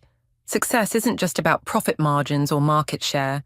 It's about community, about creating something that matters. Valeria stepped forward, carrying a tray of fresh pastries, which is why today we're not just reopening a bakery, we're launching something new. I explained the foundation's mission while Dad and Jennifer distributed bread samples. The reporters scribbled notes as I detailed our plans to help other small businesses avoid the pitfalls we'd faced. The first grant, I announced, will go to rebuilding Mario's Pizzeria in Queens, which nearly closed last month due to corporate pressure. Mario himself stepped forward, tears in his eyes. "This will save my family's business," he said. "Thank you." As the crowd mingled and celebrated, Levi pulled me aside. The board approved the restructuring plan. Artemis Eateries will be officially renamed next week. Good. I watched Dad teaching Mario's teenage son how to properly shape a pizza crust. Some traditions deserve to survive. Speaking of survival, Avery joined us. The prosecutor called. Darren's making good progress. His therapist thinks he'll be ready for outpatient treatment soon. And the company? Levi asked. Growing steadily, I said, but sustainably this time. Quality over quantity. The bell above the door chimed and Clifford walked in. He looked uncertain until Jennifer waved him over. I wasn't sure I should come, he said. Of course you should. I handed him a warm cinnamon roll. Mom's recipe. Your favorite, if I remember right. He took a bite, closing his eyes, just like she used to make. Some things don't need improving, Dad said, joining us. Just protecting. The morning passed in a blur of interviews, handshakes, and countless cups of coffee. Finally, as the crowd thinned, I found myself alone behind the counter, watching the last customers leave. Quite a change from that Tuesday morning when everything fell apart, Avery said, perching on a stool. Everything didn't fall apart, I corrected. It just got rebuilt stronger. My phone buzzed. A text from Darren's treatment center. Your brother-in-law asked us to share his progress report. 90 days sober, making amends. Good news? Avery asked, noting my smile. Getting there. I put the phone away. Hey, want to learn how to make sourdough? Dad's teaching a class tonight. Me? Baking? She laughed. I burn microwave popcorn. Everyone starts somewhere. I tossed her an apron. That's kind of the point of all this. The afternoon light slanted through the windows, catching the Fresh Start Foundation banner hanging above the door. Outside, life flowed past, people hurrying to meetings, couples walking hand in hand, kids racing home from school. Inside, the smell of fresh bread filled the air, warm and promising. Dad was showing Jennifer how to score the perfect crosshatch pattern on a loaf. Valeria and Levi argued playfully about the best way to knead dough. Even Clifford had rolled up his sleeves, flour dusting his expensive shirt. This was what winning really looked like. Not destroying an enemy or building an empire, but creating a space where broken things could be made whole again, where every day brought a fresh start, a new chance to rise. I picked up a bag of flour, ready to begin the evening's lessons. Okay, everyone. First rule of sourdough, patience. Good things take time. And time, I'd learned, had a way of making things right.